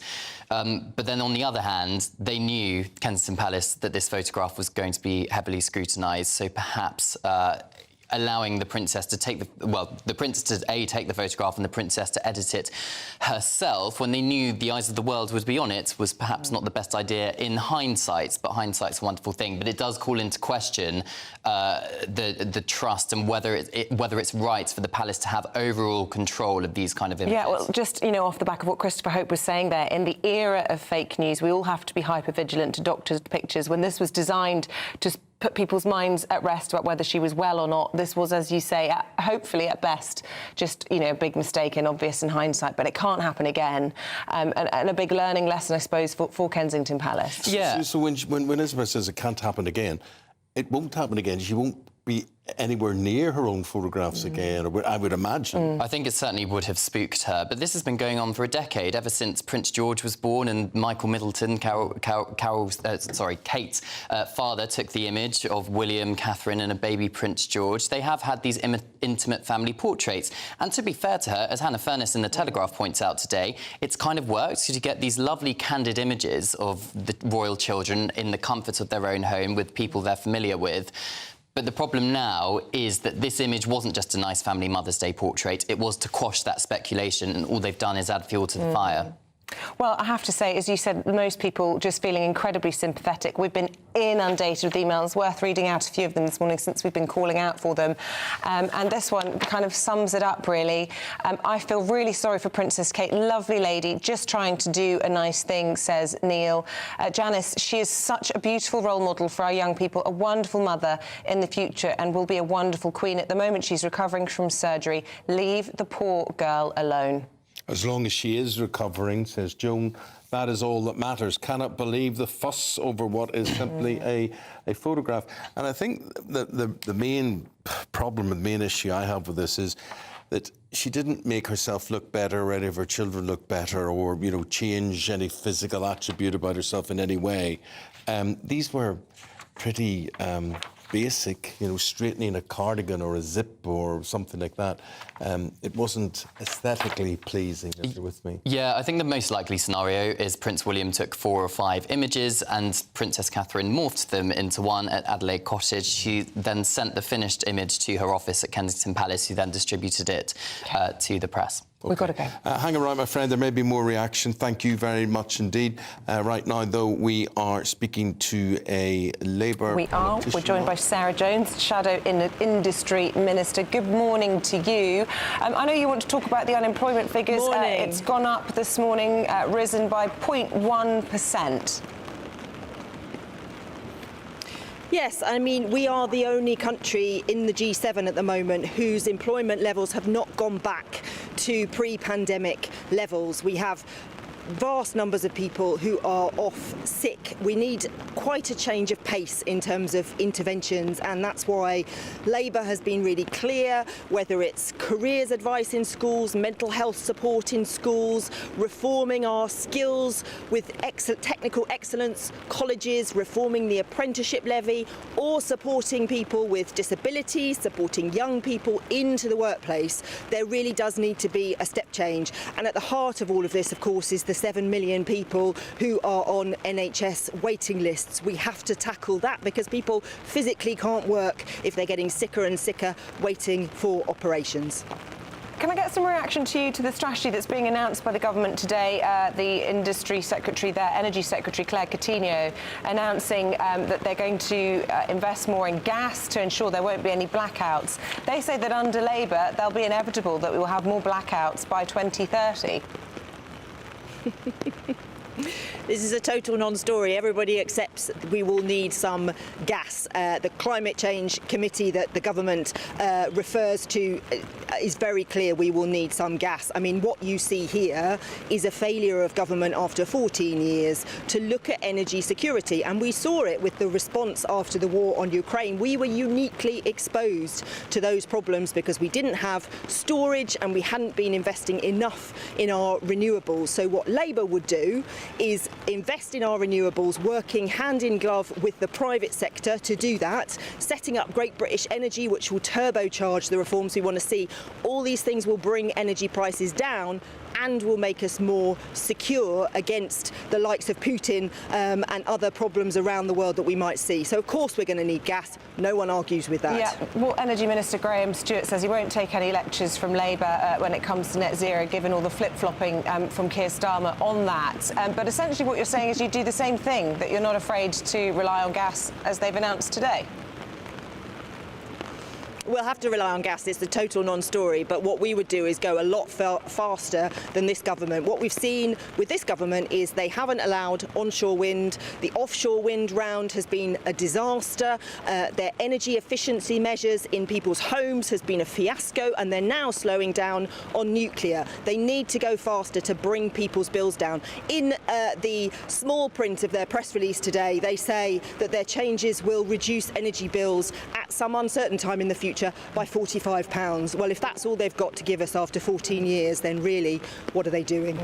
Just a final thought. Gordon Brown was giving a speech yesterday, former Labour Prime Minister, and I asked your opposite number yesterday also the same question about Keir Starmer's plans for a gang of four to centralise power within the Cabinet, and Gordon Brown expressed some serious concern about that. We have very much a collegiate approach to policy making in this country. I mean, is this democratic? Has this been thought through? Does Keir Starmer really want to sort of turn things a bit more American in this way?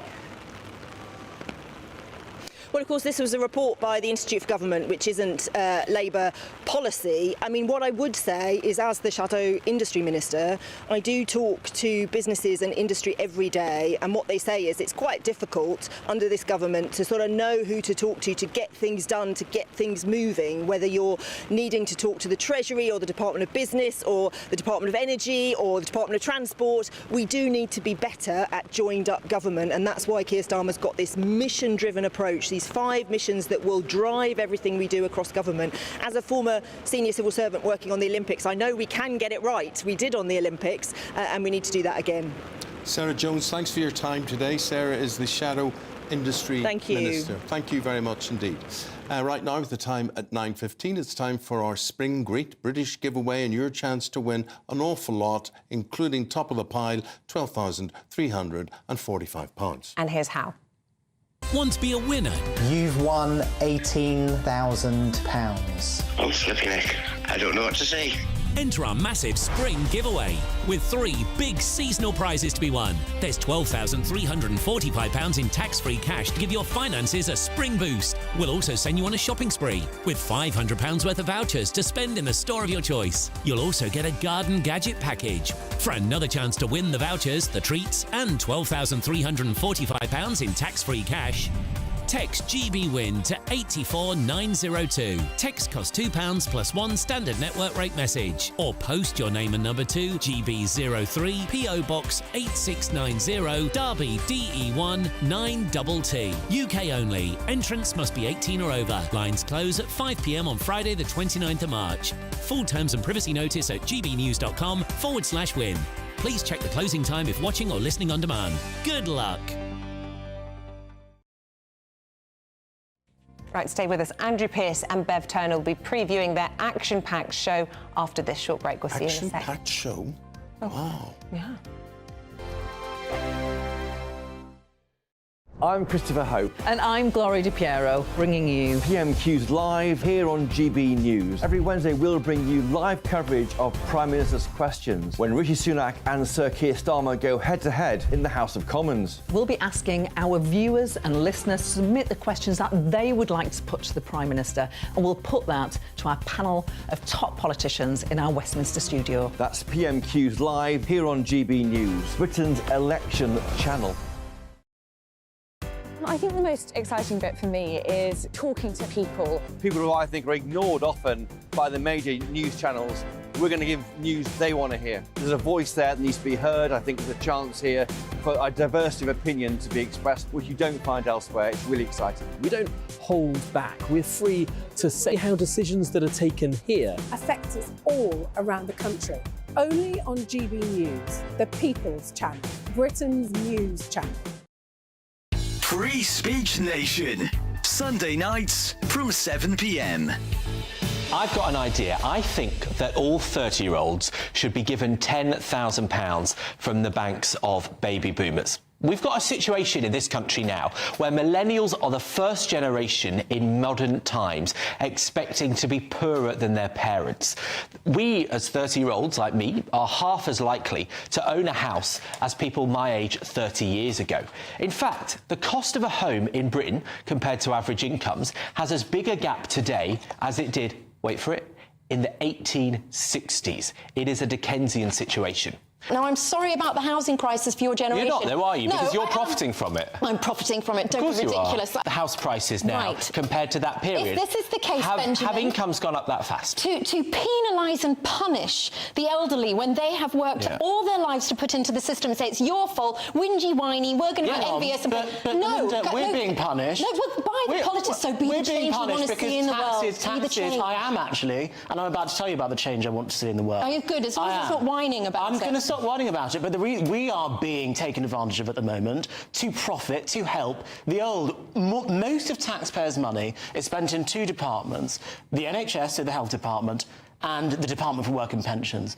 Those departments disproportionately serve the older population. Now, I've got no issue with that, but let's not pretend that it is not young working people that is paying for the public services for old people. So actually, we are having it hard, and I just look at the future, and we see a future of perpetually higher taxes to pay for this increasing ageing population, a shrinking labour force, and you're here saying we've got nothing to worry about. The young stop voting for mass immigration parties. The young stop voting for parties that don't build houses. Immigrants actually pay taxes, pensioners don't. 2024, a battleground year. The year the nation decides. As the parties gear up their campaigns for the next general election. Who will be left standing when the British people make one of the biggest decisions of their lives? Who will rise? And who will fall? Let's find out together. For every moment, the highs, the lows, the twists and turns. We'll be with you for every step of this journey. In 2024, GB News is Britain's election channel.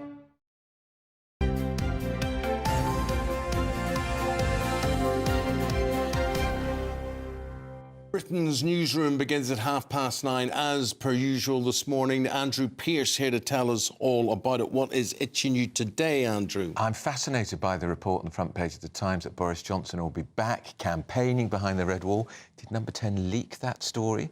Because I think Boris will be campaigning behind the Red Wall because they want to deflect any other Tory MPs defecting to reform, although I talked to Tory MPs in the Commons yesterday, said, did you see the reform press conference? It wasn't a great artistic triumph.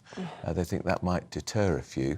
The other thing I think really will get people going, Eamonn, as well, quite late last night, the Justice Department released the fact that prisoners are going to be released not 30 days early, even 35 days early for their sentence, 60 days early, because our prisons are overflowing. Of course there is space for 288 people in our prison population of 85,000, and 11,000 of those are foreign prisoners who we should have deported. 11,000? 11,000. Here's my point about prisons. I do not think, or I have not met anybody in real life who will object to their taxes going towards paying for prisons. No. So when are politicians going to realise that people want prisons? Yeah, build another prison. Yeah. Exactly. But also we put the wrong people in prisons too, don't we? I mean, why are people in prison for not paying their TV licence? Why would you put somebody like Jeffrey Archer in prison for perjury when you could have fined him a lot of money and made him teach adult literacy to people? I mean, there are all sorts of imaginative things they can do, but releasing people 60 days within sentence, I think it's going to infuriate people. But just as a symptom of a criminal justice system that is creaking, and if you actually processed all the people that are waiting to get trial, imagine the state of the prisons then. And there's all the people in police cells being kept overnight on remand. It's a complete mess. What shambles. OK, we look forward to the show, though. That won't be a shambles. Thanks very much, Andrew.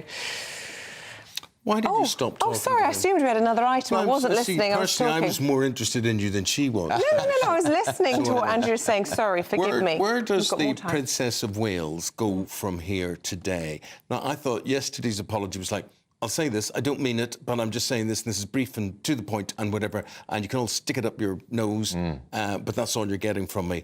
I think she's got to, at some stage, if it's not today, tomorrow, this week, it will be this month. She has to say more about this. I think that's the case, because it's unleashed. You could see why they did it. It was a nice idea, nice family photo, but they're not just any other family, are they? That's the point. And a news photo, because it was being released for people to put on their front pages, to be put on our broadcast, has to be not doctored in that way. It seems to me the rules have changed, and it's as if the royal family were not notified of that. I mean, this is AI. I understand why all the agencies, news, but the royal families have been doing this for ages for their pictures, and I think it's really unfortunate that Kate, when she's poorly, is the first one to fall. It's a Sunday. She hands the photograph. And also you can see the doctored bit. That's the point. You can see it. It's all right if you don't see it, if you can't see the joint. But if you can... And it should be seamless. You should never see the PR operation in operation, but you could. But somebody... No, I think she was let down by Kensington Palace. I think she was badly let down because she's not obviously on her A game at the moment. No. And even if she did make stumbled edits, she should have been protected. Let down. You're saying that, but maybe they decide not to be protected. Maybe they decide, we will do this, we will decide what goes out. You know, so from what I hear, they're quite independent. Yeah. So who knows? Who knows? That's another talk for another day, or indeed from Andrew's programme from 9:30. Yes, indeed. And that is it from us for today. We'll be back bright and early 6 o'clock. Hope you can join us. We'll have lots for you as well. But in the meantime, here's Annie Shuttleworth with one last look at the weather. Have a good day. A brighter outlook with Box Solar, sponsors of weather on GB News. Hello there, welcome. That warm feeling inside from Boxed Boilers, sponsors of weather on GB News.